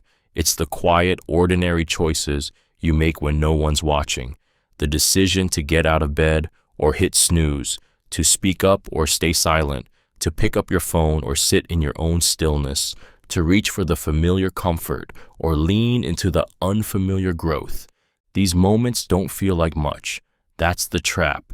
They're so small, so easy to justify, that you don't realize how often they're building your identity. One choice at a time, one skipped workout, one ignored gut feeling, one I'll do it tomorrow. These aren't isolated acts, they're bricks. And every day, you're either building a life that aligns with your future or reinforcing a cage built by your past. The person you become isn't created in bursts of motivation. They're revealed in the micro moments, in the 10-second windows where you choose discomfort over ease, discipline over delay, truth over approval. The life you want isn't waiting in some future chapter. It's being written right now in your habits, your patterns, your whispers of yes and no. Small doesn't mean insignificant. Small is powerful. Small is what becomes everything over time. The life you dream about, it's hidden in your next choice, the next breath, the next step. Nothing changes all at once, but everything changes because of what you choose today. You can't logic your way out of what was created emotionally. There are wounds that no amount of thinking can heal. You can journal, analyze, explain, and dissect them 1,000 ways, but the ache remains because it didn't begin in the mind. It began in the heart, in the body, in the moment you felt unloved, unseen, unsafe. Emotional pain isn't solved by intellect. It's felt, processed, and held. And trying to reason your way out of it often becomes another form of avoidance. You tell yourself, I know better, so I should feel better. But healing doesn't speak the language of logic. Your inner child doesn't care about rational explanations. It cares about the tears that were never cried, the fears that were never validated, the needs that were never met. And when those old emotions surface, they aren't looking for advice. They're looking for presence, for safety, for space to exist without being fixed. We live in a world that glorifies the mind, that tells you to be strong, be smart, be above it all. But some things live beneath words. Some things ache in the chest, tighten in the throat, tremble in your hands. You can't outthink the body. You have to feel your way through. This is why healing takes time, why it sometimes doesn't make sense, because it's not about convincing yourself it wasn't that bad. It's about acknowledging that, to some part of you, it was. And only when that part feels heard can it finally let go. Not because you figured it out, but because you finally stopped trying to. Sometimes healing means letting go of who you thought you'd be. There's a version of you in your mind, a blueprint you've clung to, the one who never failed, who got it right the first time, who made everyone proud, who followed the plan, stayed on track, and lived up to the image you painted before life got messy. But healing, real healing, it often begins the moment you're brave enough to grieve that person. Because sometimes the path to wholeness doesn't lead you to who you want it to be. It leads you back to who you actually are. And that person might look nothing like the one you imagined. They may be softer, wilder, slower. They may want less of what you used to chase and more of what you used to dismiss. And that shift feels like loss. You might feel like you're giving up, but you're not. You're surrendering to truth, to your body's wisdom, to your soul's quiet rebellion against the life you thought you should want. You're realizing that healing isn't about becoming someone better. It's about becoming someone truer. And that requires mourning the dream, the timeline, the illusion of perfection. It means sitting in the ache of expectations that no longer fit and choosing not to betray yourself, trying to squeeze into them. Letting go doesn't mean you failed. It means you're finally listening, because healing doesn't always give you the life you planned, but it will always give you the life that's real. And that life, it may not look like the fantasy, but it will feel like home. You teach others how to treat you by what you tolerate. People don't learn your worth by what you say. It's by what you allow. Every time you silence your needs to keep the peace, every time you excuse disrespect, every time you laugh off a comment that slices you just a little too deep, you're sending a message, not just to them, but to yourself. This is okay. I'll carry it. I'll shrink. I'll stay. What you tolerate becomes your unspoken standard, not because you deserve less, but because you haven't yet remembered that you don't. And the longer you stay silent, the louder your pain becomes. It leaks into your tone, your health, your trust. You start to believe that kindness means endurance, that love means self-abandonment, that loyalty means tolerating what breaks you in private. But here's the truth. Boundaries are not walls. They are doors with locks, and you get to choose who has the key. The way people treat you will always reflect what you've taught them is acceptable. And sometimes the hardest lesson you'll ever teach someone is that you're no longer available for your own suffering. You don't need to raise your voice. You don't need to beg. You simply need to stop making space for what drains you, because the moment you stop tolerating it, you stop normalizing it. You stop watering the weeds and start protecting the garden. The people who truly see you will rise to meet you there. The rest were never meant to stay. Clarity comes through action, not overthinking. You won't think your way into a perfect life. You can spiral in your mind for days, weeks, years, asking the same questions, running the same loops, waiting for certainty to arrive before you make a move. But clarity doesn't come from thinking harder. It comes from moving, even when you're afraid. It comes from doing the messy, uncertain thing and learning through experience, not imagination. Overthinking is the illusion of control. It makes you feel productive while keeping you paralyzed. You convince yourself you're being cautious, responsible, smart, but really, you're stalling, avoiding the discomfort of action by hiding in analysis. You fear making the wrong move, so you make no move at all, and that inaction becomes the very thing that keeps you stuck. The truth is, you can't know everything from the shore. You have to get in the water, feel the current, fall, stumble, adjust. The next step will not be revealed until you take the first one, and sometimes you won't figure it out until you're in motion. That's not failure, that's life. Clarity lives in the doing, in the conversation you've been avoiding, the project you've been postponing, the leap you've been talking yourself out of. You don't need more time to think, you need courage to begin. So stop waiting for the perfect plan. It doesn't exist. Start small, move forward. Let experience teach you what your thoughts never could, because the answers you're searching for aren't in your head. They're waiting for you on the other side of action. Letting go is a skill, not a one-time event. We speak of letting go like it's a door you walk through, a box you check, a decision made once and never again. But the truth is far messier, far more human. Letting go isn't a single moment, it's a practice, a skill you build in the quiet, in the tension, in the tug of war between what was and what still aches to be held. You don't just let go of a person, you let go of the version of yourself that existed with them. You let go of the future you imagined, the apologies you never got, the hope that maybe this time things would be different. And that doesn't happen all at once. It happens in waves, in mornings where you feel strong and nights where you fall apart, in triggers that take you right back to the beginning, and in breaths that remind you you're no longer there. Letting go is not forgetting. It's not pretending it didn't matter. It's learning how to carry memory without letting it drag you backward. It's choosing again and again not to reopen a wound just to see if it still hurts. It's allowing the loss to live without letting it own you. Some days you'll feel free. Other days you'll feel haunted. That doesn't mean you failed. It means you're still healing. Letting go isn't weakness. It's an act of courage repeated in 1,000 tiny choices. Not to cling, not to beg, not to return, and most of all, not to abandon yourself trying to hold on to something that's already gone. You can't change people. You can only choose your boundaries.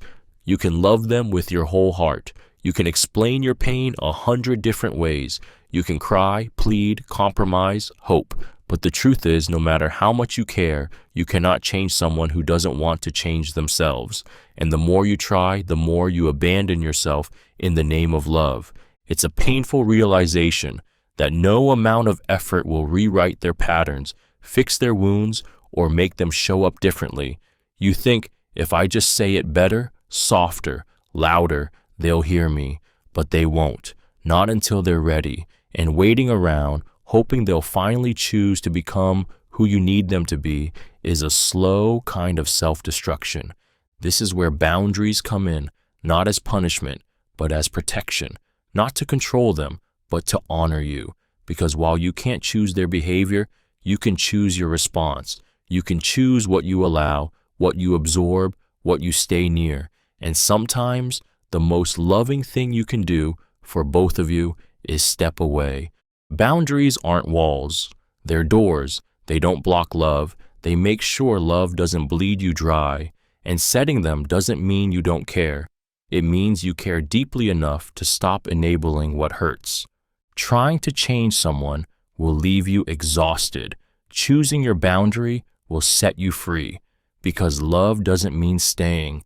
Sometimes it means saving yourself when someone else won't do the work. Being misunderstood is a sign you're on the right path. When you start honoring your truth, expect friction. Expect confused glances, uncomfortable silences, and the weight of not being seen clearly.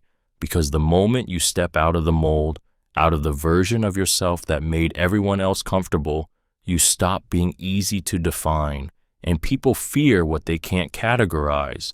You'll be called selfish for setting boundaries, dramatic for expressing your emotions, unrealistic for chasing dreams that don't follow the blueprint. Not because you're wrong, but because you're no longer who they remember, who they depended on, or who they needed you to be for their story to stay intact. Being misunderstood feels like isolation, but it's actually a portal, a sign you're shedding the roles, the people-pleasing, the masks that once made you digestible.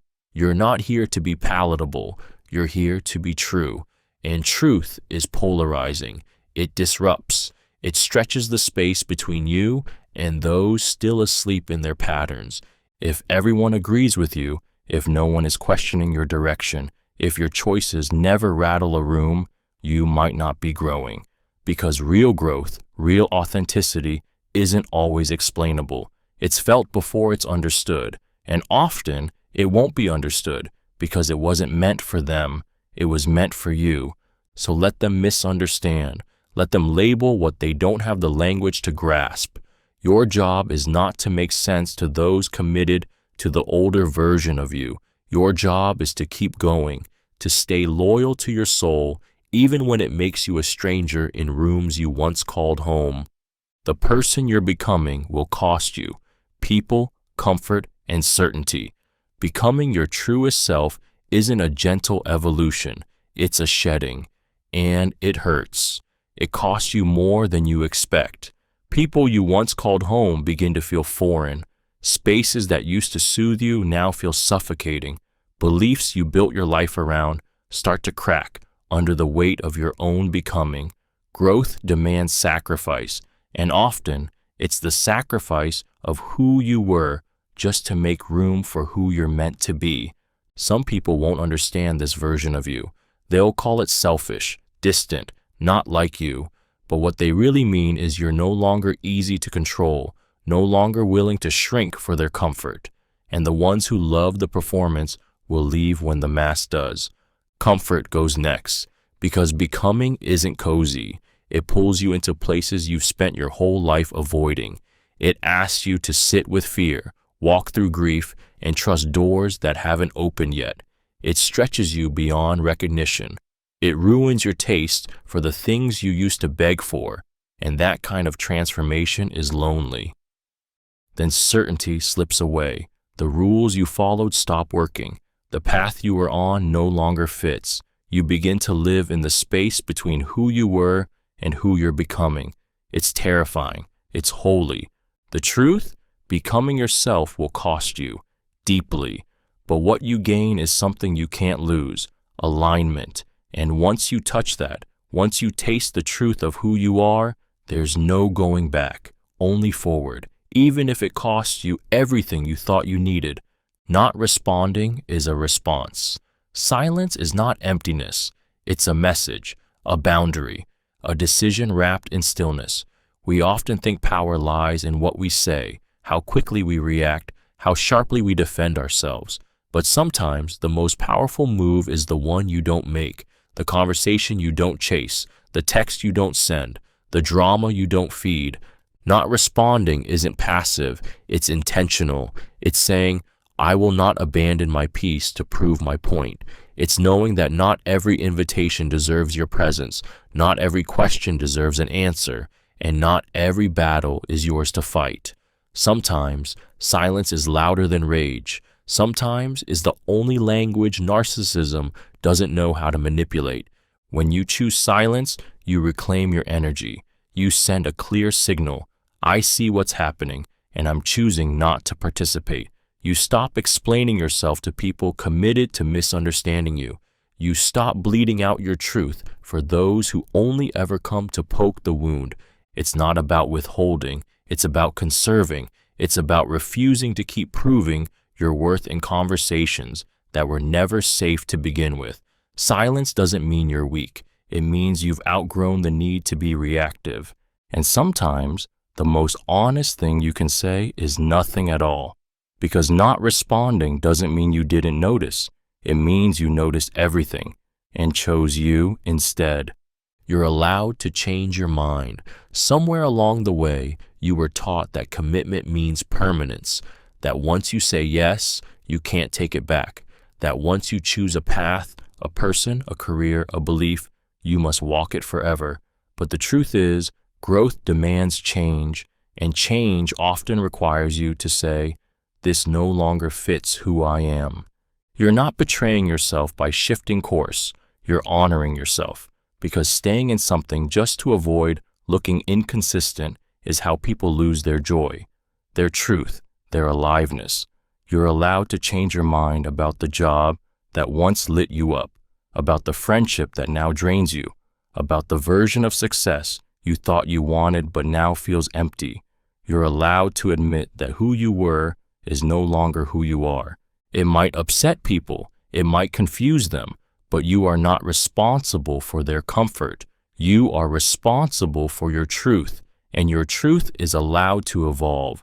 What felt right 5 years ago, or even 5 minutes ago, can stop feeling right, and that doesn't make you flaky. It makes you human. Changing your mind is not weakness. It's a sign that you're listening more closely to yourself, that you're brave enough to disappoint others in order to stay in alignment with your soul. You don't owe the world consistency at the cost of your authenticity. You owe yourself the freedom to grow, to shift, to become. again and again, because permission to change your mind is permission to come home to yourself. You can't rush integration.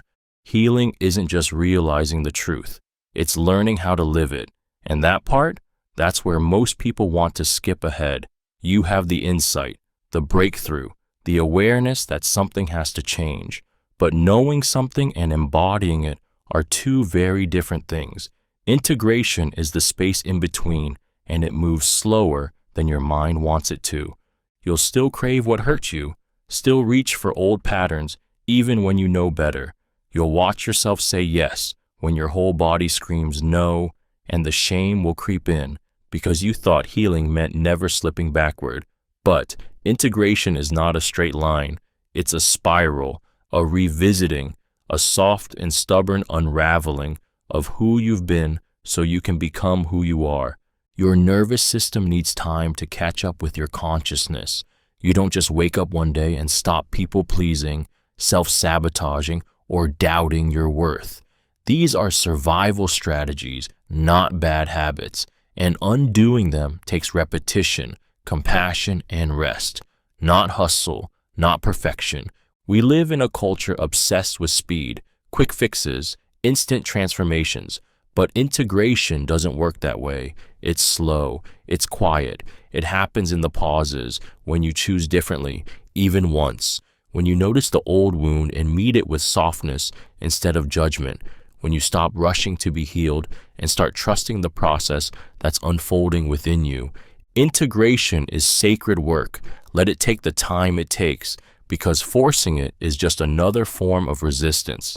And this time, you're not here to rush, you're here to root. Old patterns survive because they're familiar, not because they're right.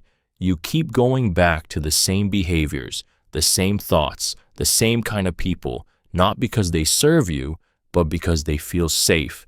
And safety to the nervous system is not about what's good for you. It's about what's known, what's predictable, what your body has adapted to, even if it's chaos, even if it's pain. That's why you find yourself drawn to relationships that feel just like the ones that hurt you. Why you procrastinate even when you desperately want to succeed. Why you shut down the moment something feels too good to be true. These are not failures. They're familiar coping mechanisms. They were born in survival. They helped you make sense of the world when you were too young to question it. But just because something feels natural doesn't mean it's true. And just because it's automatic doesn't mean it's aligned. Familiar isn't always right. It's just rehearsed. It's the groove in your brain that's been traveled so many times, it's become home, even when it hurts, even when it's the very thing keeping you stuck. Breaking old patterns is painful, not because you're doing something wrong, but because you're stepping into newness, into uncertainty, into a version of yourself that your past never got to imagine. And that kind of change feels threatening to the parts of you that still think survival means sameness. But you're not here to repeat. You're here to rewrite. And the first step to changing your life is realizing comfort and truth are not the same thing. Your purpose won't always feel good. It'll feel true. We're taught to chase purpose like it's supposed to be bliss. That once you find it, everything falls into place. That it's passion, fire, flow. And sometimes it is. But what no one tells you is that purpose doesn't always feel good. It feels true. And truth, it can be heavy, inconvenient, lonely. Purpose isn't a constant high. It's a quiet knowing that refuses to let you go. Your purpose will ask more of you than comfort ever could. It will pull you toward things that scare you. It will challenge who you thought you were. It will strip you of every false identity you built to be accepted. Purpose doesn't coddle you, it calls you. And often, that call feels like grief, like outgrowing everything that no longer fits, like standing alone in your clarity while others question your choices. Sometimes, it's waking up at 3 a.m.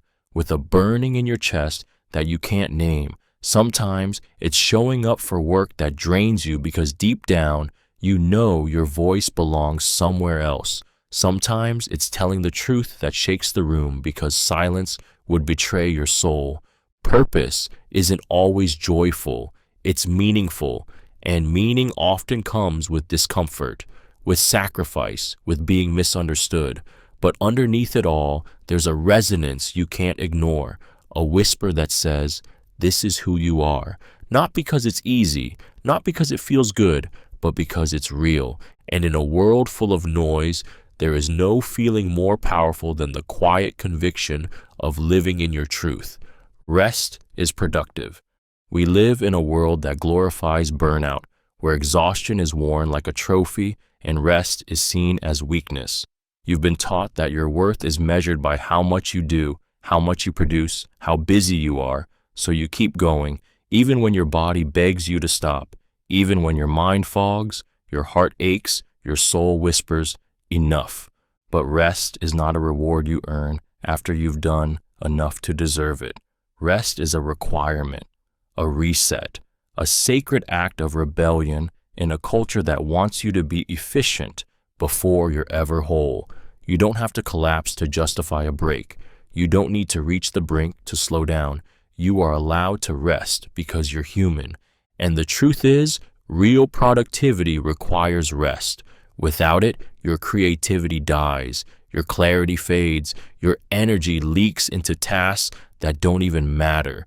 You start mistaking motion for progress. You hustle and achieve and still feel empty because you're not tired from doing too much. You're tired from doing too little of what actually restores you. Rest is where integration happens, where healing begins, where your nervous system exhales and your truth comes to the surface.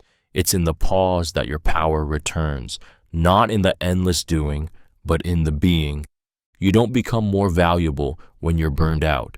You don't become more lovable when you're overextended. You're already enough. And rest doesn't take you further from your goals. It brings you back to the part of you that can actually live them. Saying no is an act of self-respect. We're conditioned to believe that yes is kindness, that being agreeable makes you lovable, safe, worthy. So you say yes when you're exhausted, yes when your gut says no, yes when your heart whispers, please don't, because somewhere along the way, you learn that saying no risks rejection, that it makes you selfish, rude, difficult. But here's the truth. Every time you say yes at the expense of your peace, you abandon yourself to protect someone else's comfort. No is not a rejection. It's a boundary, a declaration that your needs matter too, that your time, energy, and emotional well-being are not endless resources to be mined for approval. Saying no isn't closing your heart. It's honoring your capacity. It's choosing alignment over obligation, integrity over performance. And yes, it will feel uncomfortable at first, especially if you've spent years attaching your worth to how much you can give, tolerate, or endure. You'll feel guilt, fear, the ache of being misunderstood. But that discomfort is not a sign you're wrong. It's the residue of a lifetime spent believing your worth was tied to your usefulness. Saying no doesn't make you unkind. It makes you honest. It makes your yes sacred. Real love, real respect, real connection. None of it demands your constant availability. It asks for your truth. And sometimes your truth will sound like no, firm, clear, unapologetic, not because you don't care, but because you finally do, about you. And that's not selfish. That's self-respect. If it costs you your peace, it's too expensive. We measure cost in money, time, effort, but rarely in the currency that matters most, our peace. And yet, peace is what keeps your spirit steady, your heart open, your body breathing without tension. Peace is not just a luxury. It's a baseline for a life that feels true, and anything that constantly steals it, that chips away at your clarity, your stability, your ability to be present, that's a price far too high to keep paying. It could be a relationship that leaves you anxious every time they walk into the room, a job that drains you so deeply you feel like a ghost by the end of each day, a friendship built on guilt instead of love, the way you say yes to everything while your soul whispers no until it's hoarse, You justify it, tell yourself it's temporary, that you're being strong, that you don't want to make things harder, but deep down, you know this is costing you more than it's worth. Because peace isn't loud, it's subtle, it's the space between your thoughts, the exhale after a truth finally spoken, the way your body softens around people who feel like safety.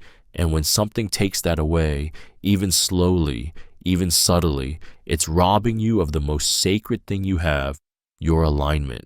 You can rebuild money, you can get back time, but peace, once it's gone for too long, you forget what it even feels like. So ask yourself, what are you trading for peace? And is it worth never truly feeling at home inside your own life? Failure isn't opposite of success. It's part of it. You've been taught to fear failure, to see it as the end, as proof that you weren't good enough, smart enough, strong enough, that you should quit, try something easier, shrink. But that's a lie. Failure isn't the opposite of success. It's the path to it. It's the bruise you get from climbing, the scar you earn from trying. Every person you admire, every story of greatness you've heard is laced with failure most people never saw. You only hear about the wins, the breakthroughs, the moments that shine, but behind everyone is a quiet graveyard of risks that didn't work, attempts that fell flat, doors that slammed shut, and the people who rise, they don't do it because they never failed. They do it because they kept going. Failure is feedback. It tells you what didn't work, not who you are. It breaks your ego, not your worth. It humbles you, refines you, sharpens your hunger. Without failure, your success would be hollow because you wouldn't earn it. You wouldn't grow into the version of you who can hold it. But failure hurts, doesn't it? It stings, it humiliates, and that pain makes most people stop, not because they're weak, but because they were never told that pain is part of becoming. You're not broken for failing. You're becoming through every fall, every doubt, every time you show up again. Success doesn't rise in spite of failure. It rises through it. So fall, learn, rise again. This is the way. The quieter you become, the more you can hear. Noise is everywhere. The world is loud, opinions, notifications, deadlines, expectations. Even your own mind joins the chaos, filling the silence with doubts, fears, to-do lists, memories. We've been conditioned to equate noise with meaning, to stay busy so we feel important, to fill silence so we don't feel alone. But in that constant noise, we drown out the very thing that matters most, our truth. Because it's in the quiet where clarity lives. When the world fades, even for a moment, your real voice comes through. The whisper beneath the pressure, the knowing that's been buried under survival. In stillness, the body speaks, the heart remembers, the soul begins to rise. But most people never hear it, not because it isn't there, but because they've never made enough room to listen. We avoid quiet because it's where the feelings live. The grief we postponed, the questions we're afraid to ask, the answers we already know. Silence holds a mirror and it doesn't blink. That's why it's so powerful and why we run from it. But when you stop running, when you let yourself settle into the stillness, something sacred begins to happen. You don't just hear your intuition, you feel it. The noise falls away and what's left is real. Your longing, your boundaries, your alignment. The quieter you become, the more you hear, not from the world, but from yourself. And in a life that constantly demands your attention, silence becomes an act of self-return, a way to finally come home. Growth begins where comfort ends. Comfort is quiet, warm, predictable. It tells you you're safe, that you're in control, but comfort rarely tells you the truth. It doesn't challenge you. It doesn't demand more of you. It just wraps around your fear and calls it peace. And that's why growth never starts there. It starts where things begin to stretch, where the ground feels uncertain, where you're no longer sure who you are without the patterns that once protected you. Growth feels like discomfort, like stepping onto unfamiliar ground with shaking hands, like having hard conversations, setting terrifying boundaries, walking away from what no longer fits, even if it once felt like everything. It feels like standing in the dark with no roadmap, no applause, no promise. But that's exactly where transformation happens, because you can't evolve and stay the same. You can't keep clinging to what's easy and expect to become who you're meant to be. Growth asks you to risk being misunderstood. It asks you to try things you might fail at, to feel things you've worked hard to avoid, and to trust deeply that what's uncomfortable isn't dangerous. It's just new. You weren't made to stay hidden in the familiar. You were made to rise, and rising will stretch you. It will undo you, but it will also reveal you, the version of you that only emerges when you stop playing small, when you stop letting comfort be your compass. Growth begins the moment you stop choosing easy and start choosing true. That's where your real life starts, just beyond the edge of what feels safe. Discipline creates freedom. It sounds like a contradiction. How can structure lead to freedom? How can rules unlock ease? But true freedom, the kind that brings peace, momentum, and clarity, doesn't come from doing whatever you want, whenever you want. It comes from doing what's needed, even when you don't feel like it. That's discipline, and it's not punishment. It's devotion to the future you, to your values, to the life you say you want. Without discipline, you become a slave to impulse. You scroll when you should be building. You say yes when you meant no. You chase comfort at the expense of your calling. And eventually, your life becomes chaotic, not because you're incapable, but because you gave your power to the moment instead of the mission. Discipline is the bridge between desire and embodiment. It's what turns ideas into impact. It's not about rigid routines or perfection. It's about self-respect. It's knowing that you're worthy of keeping your promises to yourself. And when you do that, consistently, quietly, without fanfare, your confidence rises, your anxiety lessens, you trust yourself more. That's freedom. Freedom isn't waking up and doing nothing. Freedom is waking up and knowing you're living in alignment, that you're not scattered, reactive, or lost, that your time, your energy, your choices, they all serve something bigger than your mood. Discipline doesn't trap you. It liberates you from the chaos that comes with a life lived by default. You don't need more motivation. You need a deeper commitment, because when discipline becomes your habit, freedom becomes your reality. Everything is figure-outable. There will be moments when life feels too big, when the problem in front of you looks like a wall you'll never climb, when the uncertainty feels paralyzing, the path unclear, and you hear that voice whisper, "I can't do this." But here's the truth. You can. You may not know how yet, but that doesn't mean it's impossible. It just means it's unfamiliar. And unfamiliar is not the same as undoable. Everything is figure-outable. That doesn't mean everything is easy. It means everything has a key, and you can find it. It might take time. It might take failure. It might take starting before you're ready, crying halfway through and rebuilding from the rubble. But it's possible. The how unfolds in the doing. The clarity comes from the trying. You've figured out things before that once scared you. You've survived what you thought would break you. You've navigated pain, confusion, heartbreak, and you're still here, stronger, smarter, more capable than you give yourself credit for. The mind loves to scream limitations, but action proves it wrong every single time. When you believe everything is figure-outable, you stop waiting for perfect conditions. You stop talking yourself out of your own potential.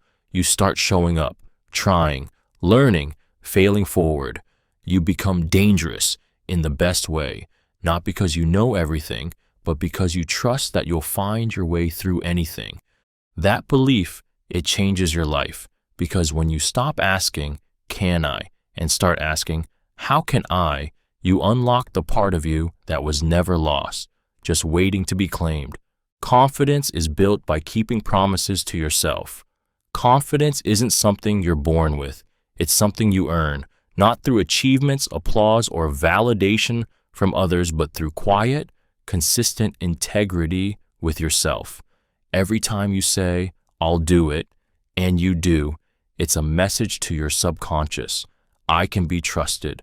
And that trust is the root of real, unshakable confidence. The opposite is also true. Every time you break a promise to yourself, no matter how small, skipping the workout, ghosting your goals, betraying your boundaries, you chip away at your self-respect. Not because the task itself mattered, but because you did. And over time, those small fractures add up until you stop believing your own voice, until every "I'll start tomorrow" feels like a lie before it's even spoken.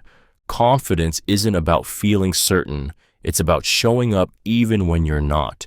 It's the quiet power of following through, of choosing alignment over comfort, of keeping your word to you even when no one's watching, especially when no one's watching.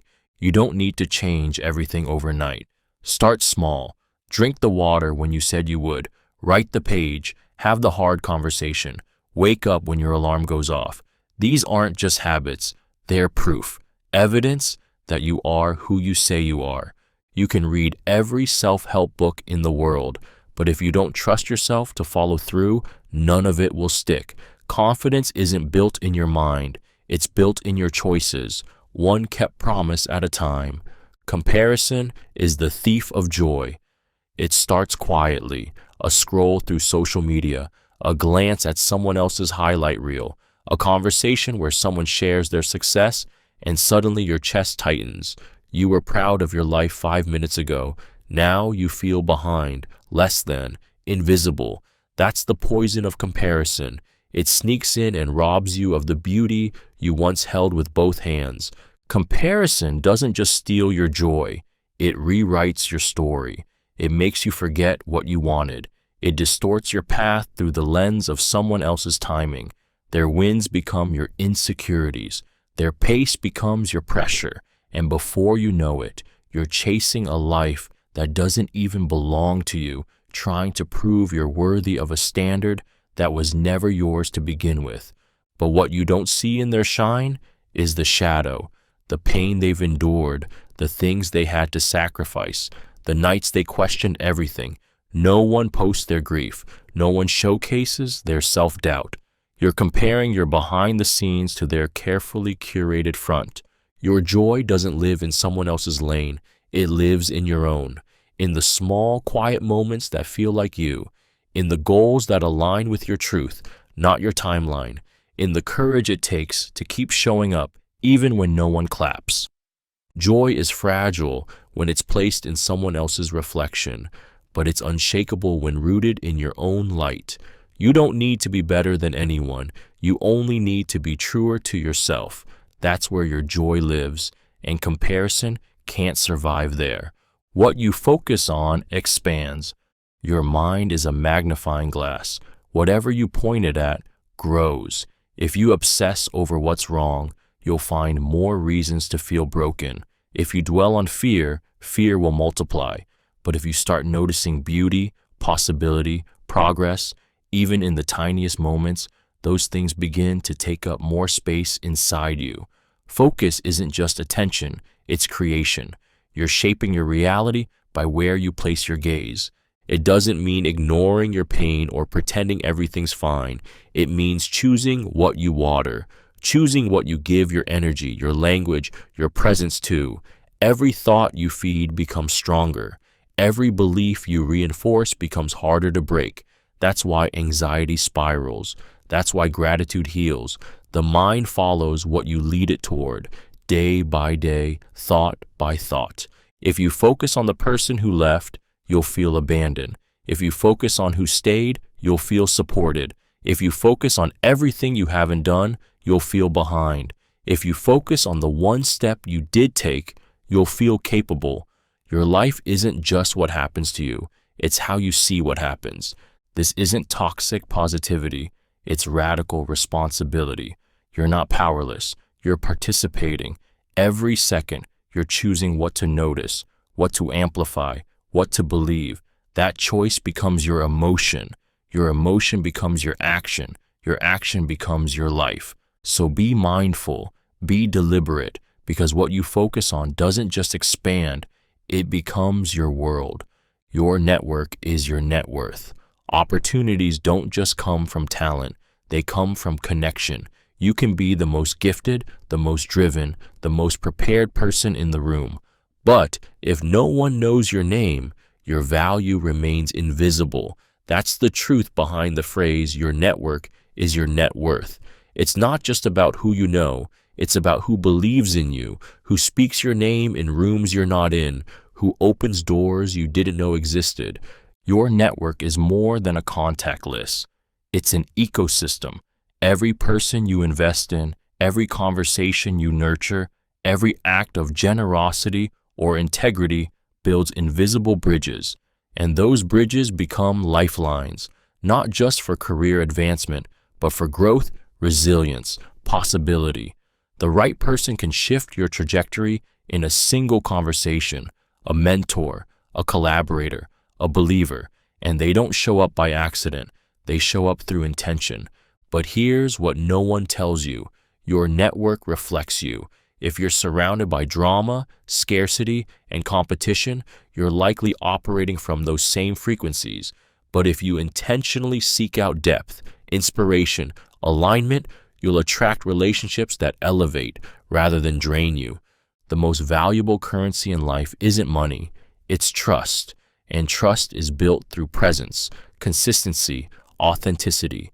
It's built when you show up not just asking, what can I get, but how can I serve? Because in the end, it's not just what you know or even who you know, it's who's willing to rise with you and who you're brave enough to rise with in return. You are not your thoughts. Not every voice in your head belongs to you. Some were planted long ago by fear, by trauma, by things they said when you were too young to fight back. You think, I'm not good enough. I'll never change. I'm too much. I'm not enough. And because those thoughts sound like your own, you believe they are your own. But they're not. They're echoes, leftovers, static from a mind that learned to survive by overanalyzing, overprotecting, overthinking. Your thoughts are not truth. They are activity, a stream of stories, predictions, and reactions that shift depending on your mood, your past, your biology. Some of them are kind, many are cruel, and all of them are temporary. The real you is the one noticing the thought, witnessing the chaos, not the chaos itself. If you were your thoughts, you couldn't observe them. You wouldn't be able to say, why am I thinking this? But you can, because there's a deeper self inside you, quiet, grounded, aware. That self isn't insecure, it isn't panicked, it's steady, and it knows that thoughts are just clouds passing through, some dark, some light, none permanent. The danger isn't having negative thoughts, it's believing them without question, letting them steer your choices, letting them define your worth. But once you learn to pause, to breathe, to say, this is just a thought, not a fact, you take your power back. Freedom isn't found in silencing the mind. It's found in disidentifying from it. You are not your thoughts. You are the space they move through, and that space is limitless. Every belief is a choice. Most of what you believe didn't start with you. It was given to you by your parents, your culture, your religion, your trauma.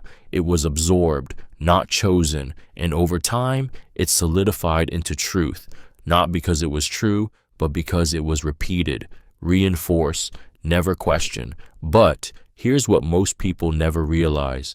Every belief is a choice, and every choice is a doorway to either your freedom or your prison. You believe you're not enough? That didn't come from your soul. It came from someone else's projection. You believe success has to hurt, that love must be earned, that safety is found in control. Those aren't facts. They're stories, and you get to decide if they still belong in the life you're building. Beliefs aren't just thoughts. They're architecture. They shape how you see the world, how you treat yourself, how much you allow yourself to receive. They either expand or limit what you think is possible. And the most dangerous beliefs are the ones you've never examined, the ones hiding beneath phrases like, that's just how it is, or that's just who I am. But beliefs can be rewritten, re-chosen. You can let go of the ones that keep you small. You can choose to believe you are worthy now, not someday. That rest isn't weakness. That love can be safe. That change is possible. You are not at the mercy of your beliefs. You are the author. And the moment you understand that, you take back your power, because what you believe becomes what you live. Choose wisely. How you do anything is how you do everything. It's easy to think the small things don't matter, that skipping a workout, half finishing a task, or brushing off a promise to yourself is harmless. But the truth is, every moment is a mirror, every choice is a pattern, and the way you show up in the smallest areas of your life reflects how you'll show up in the big ones. If you're careless with your mornings, you're likely unfocused with your goals. If you procrastinate on the things you say don't matter, that same resistance will show up when everything does matter. If you break your word to yourself in quiet moments, it becomes easier to betray yourself in louder ones. It's not about perfection. It's about integrity, discipline, presence, consistency, because it's never really just about the dishes or the email or the habit you skip just this once. It's about your relationship to commitment, to effort, to yourself. The way you treat the small tasks is often the way you treat your values. And when you think no one's watching, that's when your character is clearest. This isn't about being rigid. It's about being intentional. Your life isn't shaped by grand gestures. It's shaped by the micro decisions you make every single day. They build your self-trust, your confidence, your path. So pay attention. The energy you bring to the ordinary shapes the extraordinary. How you do anything, the conversations, the routines, the quiet choices, slowly, silently, becomes how you do everything, and eventually, who you are. Success is found in your daily routine. Success doesn't arrive in one grand moment. It doesn't crash into your life with fireworks and applause. It creeps in quietly, disguised as the choices you make when no one's watching. The things so small, so ordinary, they're easy to overlook. But this is where everything begins. Your daily routine, the habits, the mindset, the rhythm you live by each day. That's where your future is being built. You think success is about luck, timing, or breakthrough moments, but it's not. It's about whether you show up when it's boring, whether you write the page, take the walk, turn off the noise, whether you choose discipline over distraction, purpose over pleasure, consistency over chaos. That's what separates those who succeed from those who stall. It's not talent, it's devotion. Your routine is a mirror. It reflects what you believe about yourself, what you're moving toward, what you're tolerating. If your days are spent reacting, numbing, avoiding, you're building a life of survival.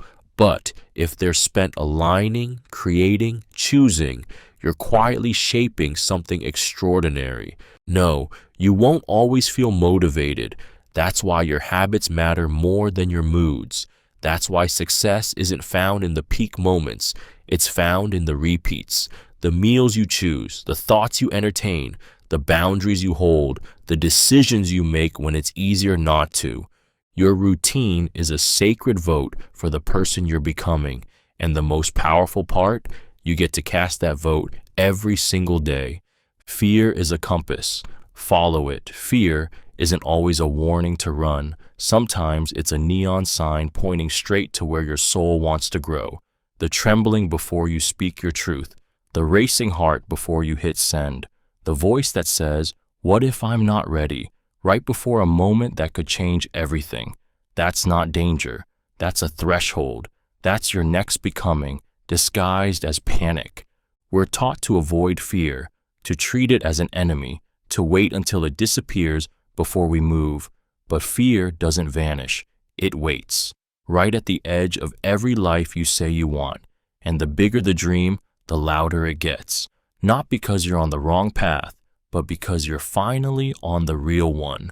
Fear flares up when you're close to something meaningful, something vulnerable, something true, and while your mind screams, Stay safe. Your soul whispers, go anyway, not recklessly, but bravely, because the presence of fear doesn't mean stop. It means pay attention.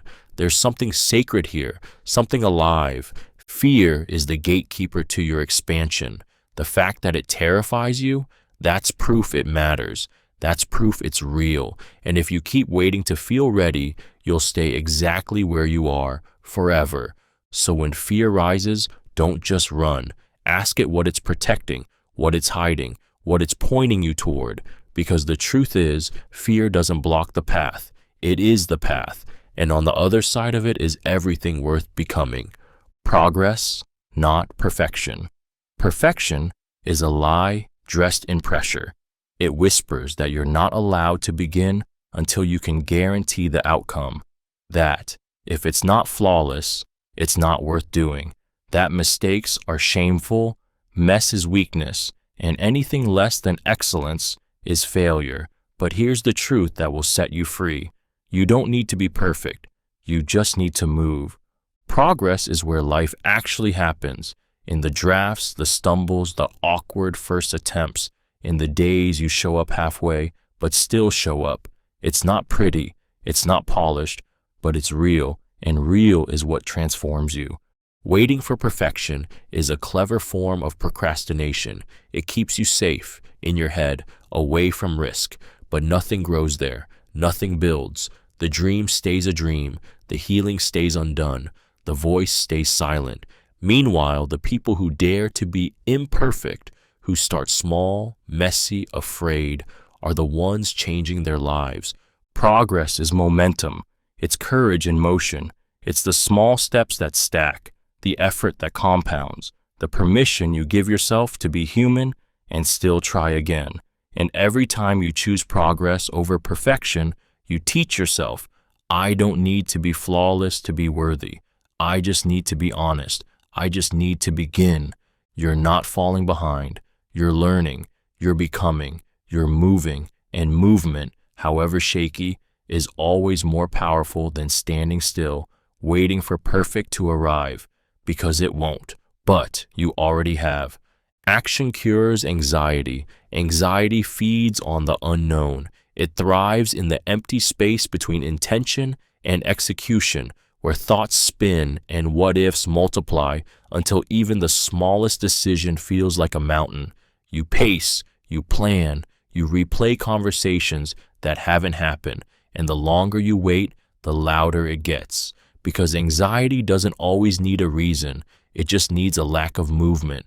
That's the secret most people miss. You don't think your way out of anxiety. You act your way through it, not by solving everything at once, but by taking one small, grounded step. Write the email, make the call, say the thing, clean one corner of the room, breathe, move, begin. When you're in motion, anxiety loses its grip. Your body shifts from frozen to focused. Your nervous system finds something solid to hold. You start collecting evidence that you're not as stuck as your mind told you. That clarity is built through action, not before it. Anxiety is a liar. It tells you that something terrible will happen if you try, that you'll fail, be judged, lose control. But the only real danger is staying paralyzed, because avoidance breeds more fear, and the longer you delay, the more impossible it feels to begin. So don't wait for the fear to go away. Let the action lead, even if your voice shakes, even if your hands tremble. The moment you take one step forward, you begin to remember who you are, someone capable, someone strong, someone who can keep moving, even through the storm. Done is better than perfect. Perfection is a polished prison. It keeps you trapped in the illusion that things have to be flawless before they can be shared, launched, finished, started. You tinker, tweak, overthink, not because the work isn't good enough, but because you're terrified that you're not. So you delay, you hide, you stall under the weight of impossible standards, and in the process, your dream stays unfinished, your voice stays unheard. But here's the truth. No one will ever benefit from the thing you never complete. The book unwritten, the idea unlaunched, the conversation never started. You're waiting for perfect when what the world actually needs is real. And real is messy, real is raw, real is sometimes rough around the edges, but it exists, and that alone makes it powerful. When you choose done over perfect, you begin to build momentum. You learn, you grow, you improve not through endless planning, but through actual doing. And the more you act, the more your confidence grows, not because you've mastered everything, but because you've proven to yourself that you can follow through. Done is freedom. It releases you from the impossible task of proving your worth through flawlessness. It allows you to be human, to show up, to serve, because perfect doesn't inspire anyone, it intimidates. But done moves things, done matters. Your unfinished masterpiece means nothing if no one ever sees it. Done isn't settling, it's choosing progress over paralysis. And sometimes done is the bravest thing you'll ever do. Hard choices, easy life. Easy choices, hard life. There's a quiet pain in always choosing comfort, in saying yes to what's easy now, only to find yourself stuck later, stuck in a job you hate, a body that aches, a life that feels too small. Because the truth is, every time you avoid the hard choice, you're deferring the cost. And eventually, that cost comes back multiplied. It's easy to sleep in. It's hard to build discipline. It's easy to stay in the relationship where you feel safe but unseen. It's hard to walk away and face the ache of being alone. It's easy to avoid the conversation. It's hard to sit in the discomfort of truth. But the easy way? It always demands more later, more regret, more resentment, more repair. And the hard way? It's heavy at first, but it clears space. It brings alignment. It teaches resilience. It builds a life that doesn't rely on escaping or numbing to feel bearable. Hard choices ask for your courage now so you can live with peace later. They carve out integrity. They stretch your character, and they leave you with a sense of quiet confidence that no one can give you but you. This isn't about suffering for the sake of it. It's about choosing the path that serves your future, not just your present mood. The path that builds, not just relieves. The truth is simple. The discomfort you face now becomes the freedom you feel later. And in the end, the hardest choice is usually the one that leads you back to yourself. Success is rented, not owned, and rent is due every day. You don't arrive at success. You earn it over and over. It's not a finish line you cross and rest at forever. It's not a title, a trophy, or a single life-changing moment. It's a practice, a daily agreement between who you are and who you want to be. And every day you wake up with a choice: show up or slide back, do the work or wish you had. Success doesn't care what you did yesterday. It doesn't hold on to your resume, your wins, or your momentum. What you built last month, last year, last decade, it doesn't guarantee anything today. That's the catch. The very thing you worked so hard for has no permanence unless you keep tending to it. The rent is always due, and that rent isn't always paid in grand gestures. It's paid in the early wake-ups, the reps no one sees, the discipline when motivation disappears, the humility to keep learning, the grit to keep going when results don't show up right away. Success rewards consistency, not bursts of intensity. It's easy to envy someone at the top without seeing the cost of staying there, because success doesn't just require effort, it requires maintenance. It asks you to keep honoring the process, even when it's quiet, repetitive, and thankless. But there's beauty in that, because if success isn't owned, it's never out of reach. It's rented by anyone willing to show up and pay with focus, resilience, and action. So ask yourself, have you paid the rent today? Motion creates emotion. You sit still, heavy, unmotivated, waiting for inspiration to strike, for clarity to arrive, for the mood to lift. But it doesn't, because the truth is, emotion rarely comes first. Motion does. You don't feel better than move, you move, and that's what shifts everything. Your body is not separate from your mind. It's the ignition switch. When you move, Even just a little, you disrupt the cycle. You change your chemistry. You shake loose the fog that's been weighing you down. A walk, a stretch, a breath with intention. You don't need to sprint toward your dreams. You just need to move enough to remind yourself that you can. When you're anxious, your thoughts race, but your body is frozen. When you're depressed, the world feels gray, but your body is still. Inaction magnifies heaviness. It validates the lie that you're stuck, unmotivated, broken. But the moment you stand up, take a step, shift your posture, you send a different message to your brain. We're not powerless. Creativity flows more freely when your blood does. Confidence builds with every small act of self-leadership. And even joy, yes, joy, can be summoned not by waiting for a reason, but by moving like someone who deserves to feel it. You don't need a plan. You need momentum. One action, one change in state, 1 minute of movement can wake up everything inside you that thought it had died. You don't wait for emotion to give you permission. You let motion create it. And suddenly, everything begins to shift, starting with you. Your vibe attracts your tribe. You don't find your people by chasing them. You find them by being you, not the filtered, polished version, the real you, the one who laughs too loud, cries when they care, asks deep questions, sets honest boundaries, and no longer performs for belonging, because energy doesn't lie, and the frequency you emit through your presence, your choices, your truth is what draws the right people in. When you fake it to fit in, you'll always feel alone. Even in a crowded room, you'll attract relationships that match your mask, not your soul. You'll wonder why no one truly sees you, but how could they when you're hiding in plain sight? But the moment you start living in alignment, saying what you mean, showing up as you are, owning your worth without apology, everything shifts. People who were drawn to your performance will fall away.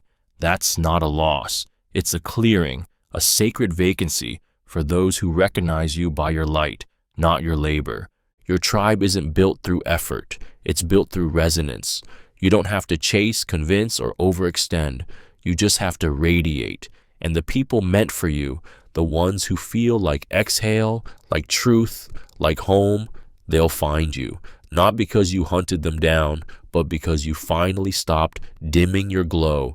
Your vibe is your signal. It tells the world who you are, what you allow, what you love. And when it's real, it attracts not just people, but the right people, the ones who meet you where you truly live. The way you start your morning sets your entire day. Your first moments are sacred. Before the noise, before the notifications, before the demands of the world flood in, there's a window, a chance to choose who you're going to be today. And if you fill that space with chaos, with rushing, with scrolling someone else's life before you've even opened your own eyes, you hand over your energy before you've even claimed it. The way you begin your morning isn't just a routine, it's a message to your mind, to your body, to your soul. It says, I matter, my peace matters, my focus matters. Or it says, I'm already behind, I'm already overwhelmed, I don't have time for myself. And that message echoes through the hours that follow. 5 minutes of intention can alter your whole day. Breathing before you reach for your phone, moving your body to remind it you're alive, saying a truth out loud before the world tells you what to believe. This isn't about perfection or productivity, it's about presence. It's about choosing to respond to life, not just react to it. A scattered morning leads to scattered thoughts, but a grounded morning builds a grounded you. It's not magic, it's neuroscience. It's your nervous system getting anchored before life tries to pull it in 100 directions. You don't have to win the morning, you just have to own it. Start with stillness. Start with 1 moment of alignment, because how you start your day becomes how you meet your life, and you deserve to begin with intention, not noise. Happiness is an inside job. You've been told happiness lives in milestones, in the relationship, the dream job, the perfect body, the next big thing. So you chase, you hustle, you wait for some external moment to finally grant you permission to feel at peace. But when you get there, it's fleeting. The applause fades, the novelty wears off, and you're left wondering, why doesn't this feel like enough? Because happiness was never out there. It's not a destination, it's a practice, a way of meeting yourself each day, regardless of your circumstances, with presence, compassion, and truth.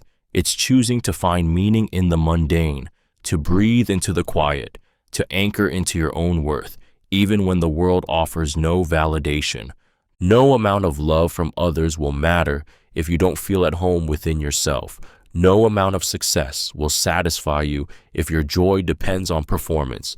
True happiness begins when you stop outsourcing your wholeness and start reclaiming it from the inside. This doesn't mean you never feel sad or lost. It means you stop waiting for life to be perfect before you allow yourself to feel alive. It means you stop tying your peace to things that can be taken away. You are the only one who can give yourself what you keep looking for in others: approval, safety, freedom. Happiness isn't a prize you earn.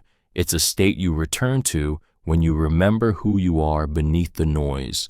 And that place, it's always been inside you. You are who you repeatedly choose to be.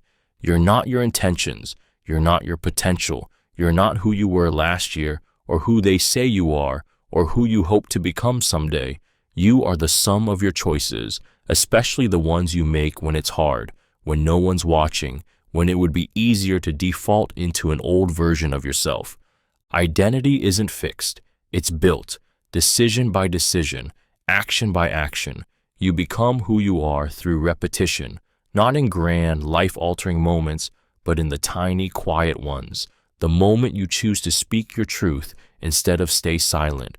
The moment you decide to show up when it's uncomfortable. The moment you honor your boundaries, your healing, your hunger for more. And the truth is, every choice is a vote, every habit a brick. Every time you say yes to alignment or no to self-betrayal, you're casting a vote for the kind of person you're becoming. It's not about perfection, it's about direction. You don't need to wait for permission, a new year, or a rock bottom. You just need to choose differently, consistently, imperfectly, fiercely. Your character is not a trait you're born with. It's a pattern you reinforce. The life you want isn't built in your mind. It's built in your daily choices. So ask yourself, who am I becoming based on what I repeatedly choose? Because in the end, it's not your dreams that define you. It's what you do, again and again, that writes the story of who you are. Gratitude turns what you have into enough. There's a quiet hunger that never goes away when you're always chasing more. More success, more love, more validation. You scroll, you compare, you measure your life against highlight reels and wonder why yours doesn't sparkle the same. And even when you do get what you thought you wanted, it still doesn't feel like enough. That's because lack isn't a matter of having too little. It's a mindset of never arriving. But gratitude changes everything. It doesn't change your circumstances. It changes your perception. It slows the spin of not there yet and brings you back to the sacred now, the breath in your lungs, the roof over your head, the small acts of kindness, the people who love you in quiet, steady ways. Suddenly, the ordinary becomes profound. Gratitude doesn't deny your desire for more. It just reminds you that you're already living inside of something beautiful, something worthy. It shifts your gaze from what's missing to what's present. And in that shift, scarcity dissolves. You start to realize that peace doesn't come from having it all. It comes from seeing what you already have and letting that be enough. Because when your heart is full of thanks, the need to chase, compare, and prove begins to fade. You stop living in the gap between where you are and where you think you should be. And in its place, there's stillness, wholeness, a quiet joy that doesn't shout, but simply says, "This is enough." Because gratitude isn't about settling, it's about seeing. And that vision can change everything. Mindset is everything. Your mindset is the lens through which you see everything. It colors your thoughts, your reactions, your possibilities. Two people can face the same storm. One sees it as a curse, the other as a call. One crumbles, the other rises.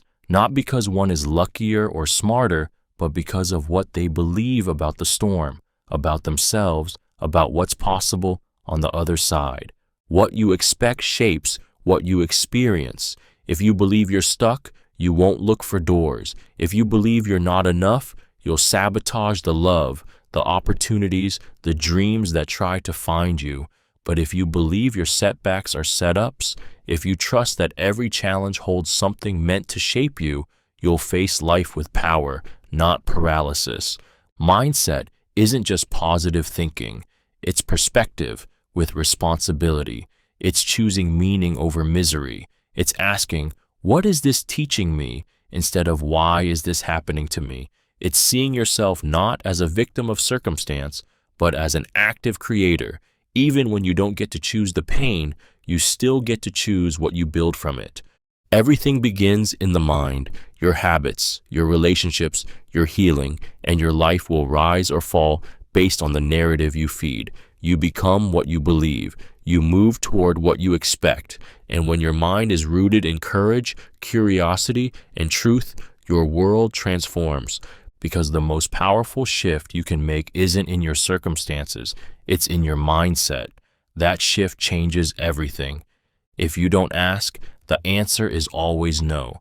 So many doors stay closed, not because they're locked, but because you never knocked. You hesitate, you overthink, you tell yourself it's not the right time, you're not qualified.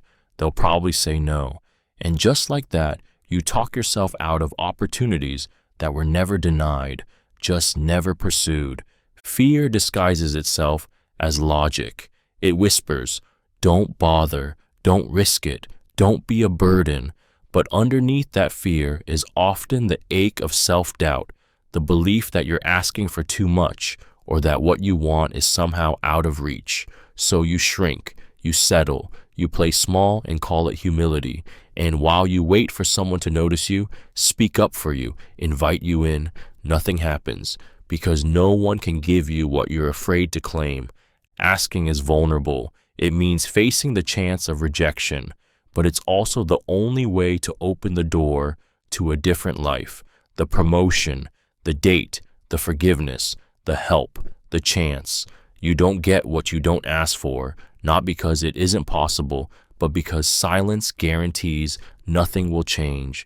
Asking doesn't make you weak. It makes you brave. It means you believe, even a little, that you're worth hearing, worth choosing, worth responding to. You're not just waiting for life to happen to you, you're meeting it halfway.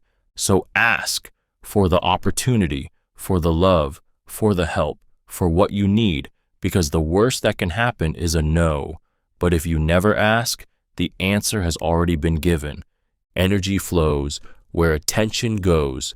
Your attention is a force. It builds, it fuels, it shapes. Wherever you place it, your energy follows. What you focus on, you feed. What you ignore, you starve. It's not just a metaphor, it's a blueprint. Your mind is always building something, and your attention is the architect. Spend your days obsessing over what's lacking, and lack becomes your reality. Fixate on fear, and everything starts to feel like a threat. But shift your gaze, just slightly, toward gratitude, progress, possibility, and something powerful begins to happen. Your energy lifts, your clarity sharpens, your momentum builds, not because the world outside has changed, but because you have. Attention is your most valuable currency. You're spending it every second on thoughts, on people, on problems, on hope. The question is, what are you buying with it?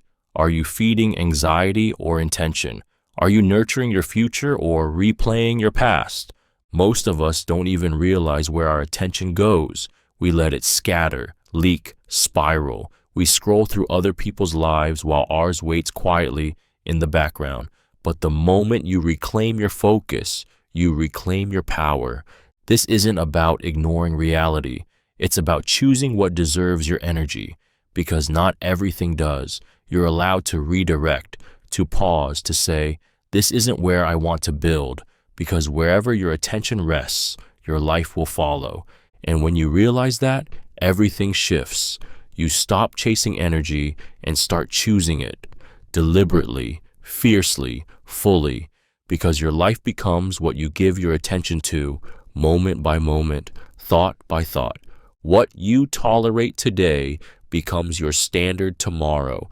Every time you say it's fine when it's not, every time you swallow your truth to keep the peace, every time you lower your expectations just to avoid being difficult, you're teaching your life what you're willing to accept, not just once, but repeatedly. And those moments of quiet self-betrayal don't stay isolated. They become patterns, and patterns become your standard. Toleration is subtle. It hides in compromise that crosses into self-abandonment. In relationships where respect is inconsistent, in jobs that drain you but feel stable, in conversations where you bite your tongue so often it becomes a habit. You tell yourself it's temporary, that it's not a big deal, that things will get better if you just stay patient, grateful, understanding. But time doesn't change what you won't confront. What you allow continues. And the more you tolerate misalignment, the more normalized it becomes. You forget what it feels like to be truly seen, truly valued, truly whole. You build a life around what you settled for instead of what you truly deserve, not because you're weak, but because you never stop to ask, what am I teaching the world about how to treat me? Your standards aren't set by your wishes, they're set by your boundaries. And every time you honor your discomfort, every time you say no when it's hard, you raise the bar for your life. You don't just protect your peace, you redefine your worth. So pay attention, because what you tolerate today becomes what you live with tomorrow. You become what you believe. Your beliefs are the blueprint of your life. Before you take the leap, before you speak the dream, before you build the thing, you believe it's possible, or you don't. And that belief becomes the boundary, the invisible line that defines what you try, what you tolerate, what you expect from the world and from yourself. If you believe you're unworthy, you'll sabotage anything that proves otherwise. If you believe success is for other people, you'll quietly settle for less. If you believe love always ends in pain, you'll run the moment it feels real.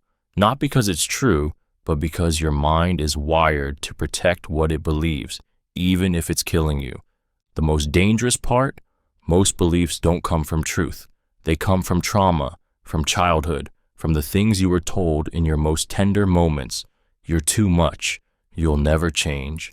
This is just who you are. And over time, those words became rules, silent scripts, and you've been living by them without even knowing. But beliefs are not facts. They're stories, and stories can be rewritten. The moment you start questioning them, you take your life back. The moment you say, "What if that isn't true?" is the moment you begin to become someone new. You don't change your life by doing more. You change it by believing differently. Because once your beliefs shift, your actions follow, and your reality bends to meet the identity you've chosen. You're not trapped. You're just living out what you believe. Change the belief, and you'll change everything. Time is your most precious resource. You can earn more money. You can rebuild relationships. You can recover from mistakes. But time only moves in one direction, forward. Every second you spend is a second you never get back. And yet, we treat time like it's endless, like we can waste it, stretch it, ignore it, until suddenly it's gone, and we're left wondering where it went and why we feel so far from the life we meant to live. You spend your time on things you wouldn't trade your soul for, yet somehow justify it. Hours lost to screens, to people who drain you, to work that numbs you. You say yes to things that don't matter, while the things that do wait quietly on the edges of your attention. You think you have time to start later, to speak up later, to choose yourself later. But later is a myth. It becomes never more easily than you realize. Time is the container for your entire life. It's the measure of your love, your creativity, your becoming. and the way you spend it says everything about what you value, whether you mean to or not. When you realize time is finite, you stop letting everyone else fill it for you. You begin to protect your hours like they're sacred, because they are. You choose with intention. You pause, you ask, is this worth my life force? Because that's exactly what you're spending. You don't get to control time, but you do get to choose what you pour it into. Choose wisely. Choose like your life depends on it, because it does. There are wounds you can't recall but still flinch from, places you walk into that make your chest tighten without any logical reason, people you meet who feel off even when they've said nothing wrong. This is your nervous system talking, whispering truths that your conscious mind has buried, ignored, or erased.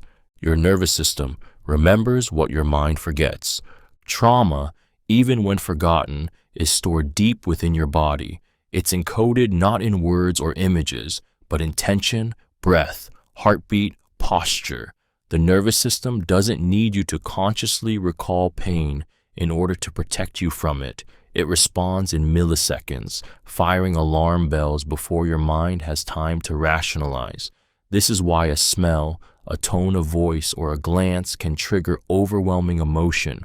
Your body is reliving a moment your mind may no longer remember. Years later, you may still live on edge. You may feel restless in safe spaces or calm in dangerous ones, because your nervous system adapted for survival, not peace. The mind may rewrite history to protect your identity, but the body never lies. It holds on to everything. The night you pretended you were okay, the conversation that broke you, the touch you didn't consent to but stayed still through. Understanding this is both terrifying and freeing, because healing doesn't always come from thinking your way out. It comes from feeling your way through. Until you address the body's memory, you may unconsciously relive the past in every present moment. You can forget, but your nervous system never does. Not everything that hurts is harmful. Pain has a terrible reputation. We're taught to avoid it, numb it, silence it. We mistake it for a sign that something is wrong, broken, or dangerous. But the truth is far more complex. Pain, though agonizing, is often a messenger, not a threat. Some of the most essential growth in life comes wrapped in discomfort, forcing us to confront what comfort helped us ignore. Think of heartbreak. The gut-wrenching ache of loss feels unbearable, but beneath it is proof of love, proof that you were open, vulnerable, alive. Or grief, the searing, hollow pain of losing someone you love. It feels like destruction, but it's really devotion. That ache is love trying to find a place to go. Even physical pain, like the soreness after a workout or the ache of healing bones, signals progress, regeneration, renewal. Emotional pain can function the same way. The discomfort you feel after setting boundaries, that's your self-worth waking up. The sting of rejection, often it's life rerouting you towards something more aligned. The anxiety before change, that's your nervous system recalibrating, preparing for unfamiliar but necessary transformation. We grow through challenge, not ease. The caterpillar must dissolve into nothing before it becomes a butterfly. Seeds split open in darkness, bones break and rebuild stronger. The pain isn't the problem, resistance to it is. Not everything that hurts is harmful. Sometimes pain is the only honest thing left. Sometimes it's not there to destroy you, it's there to deliver you. Boredom is often a sign of emotional suppression. Boredom is rarely what it seems. We label it as a lack of stimulation, a dull moment, a gap between distractions. But often, boredom isn't about having nothing to do. It's about not being willing to feel what's underneath the silence. It's a signal, not of emptiness, but of avoidance. Beneath boredom, more often than not, lies a storm of repressed emotion. Grief unspoken, anger unexpressed, fear unacknowledged, desire unmet. When you were a child and something felt too big to process, you buried it. You numbed out, and as you grew, you replaced those big feelings with constant motion, noise, scrolling, striving, anything to avoid stillness, because stillness brings feeling, and feeling brings memory, and memory brings pain. So now, when life slows down, you feel it creeping in, that heaviness in your chest, that tightness in your stomach. But instead of naming it, you say, I'm bored, because bored is safer than I'm sad. Bored is easier than I'm terrified I'm wasting my life. We call it boredom, but it's often your soul asking for your attention, your body begging to be felt. That craving for stimulation, that itch for novelty, is sometimes your nervous system avoiding what's been buried. Because feeling emotions you've suppressed for years can feel like dying. But it's not death, it's detox. The next time you feel bored, don't reach for a distraction. Sit in it. Ask what you're actually avoiding. You might find that your boredom isn't emptiness at all. It's emotional truth waiting to be heard. Success without peace is failure in disguise. You can have the title, the house, the applause. You can hit every milestone, break every record, and still feel hollow the second the noise fades. Because success, when it comes without peace, is just another form of running from yourself. We've been sold a version of achievement that glorifies burnout, rewards overextension, and praises those who sacrifice everything for the illusion of making it. But what is success worth if it robs you of sleep, silence, or joy? So many chase validation instead of vision. They build empires on wounds, chase wealth to feel worthy, seek fame to avoid feeling invisible, and from the outside, it looks like they've made it. But inside, they're drowning, anxious, numb, addicted to the next goal because the last one never delivered what it promised. This is the trap. Achievement becomes a drug, and every win feels good for a moment, but peace never arrives, only pressure. Real success is peace that doesn't collapse when you're alone. It's a quiet confidence that doesn't rely on being seen. It's waking up without dread, going to sleep without regret. It's not built on proving someone wrong or being everything for everyone. It's built on knowing you are enough, regardless of what the world says. If what you've built comes at the cost of your sanity, your health, your presence, it's not success. It's a polished prison. And the worst part, most don't even realize they're trapped. They just keep running. Peace isn't a luxury. It's the true measure of freedom. People don't leave because they're angry. They leave because they feel unseen. Anger is rarely the reason someone walks away. It's just the noise that fills the space where connection used to live. What really breaks people isn't yelling or conflict or even pain. It's invisibility. The slow erosion of feeling like your voice doesn't matter, your needs don't register, your presence doesn't shift anything at all. That's what makes someone shut down, not lash out. We're taught to notice the blow-ups, the slammed doors, the cold silence, the final text. But the truth is, most relationships don't end in chaos. They end in quiet, the kind of quiet where one person stops trying because nothing they do seems to reach the other, where the smile becomes forced, the stories go untold, and the "how was your day" becomes an obligation rather than an invitation. The goodbye doesn't come with a scream. It comes after too many nights of being in the same room but feeling completely alone. People don't leave because they hate you. They leave because they no longer feel like they exist to you. Because every time they tried to express their truth, it was minimized, dismissed, ignored. Because their love turned into labor and their heart into a performance they couldn't keep doing. We all want to be seen, truly seen, not just looked at, but understood, felt, valued. When someone feels invisible long enough, leaving doesn't feel like abandoning you. It feels like finally choosing themselves. And by the time they go, the pain isn't about what happened. It's about everything that never did. Ambiguity is where your real growth lives. We crave certainty like oxygen. We want answers, direction, clarity, something to cling to when life feels unstable. But the truth is, real growth doesn't happen in the black and white. It happens in the gray, the fog, the tension of not knowing.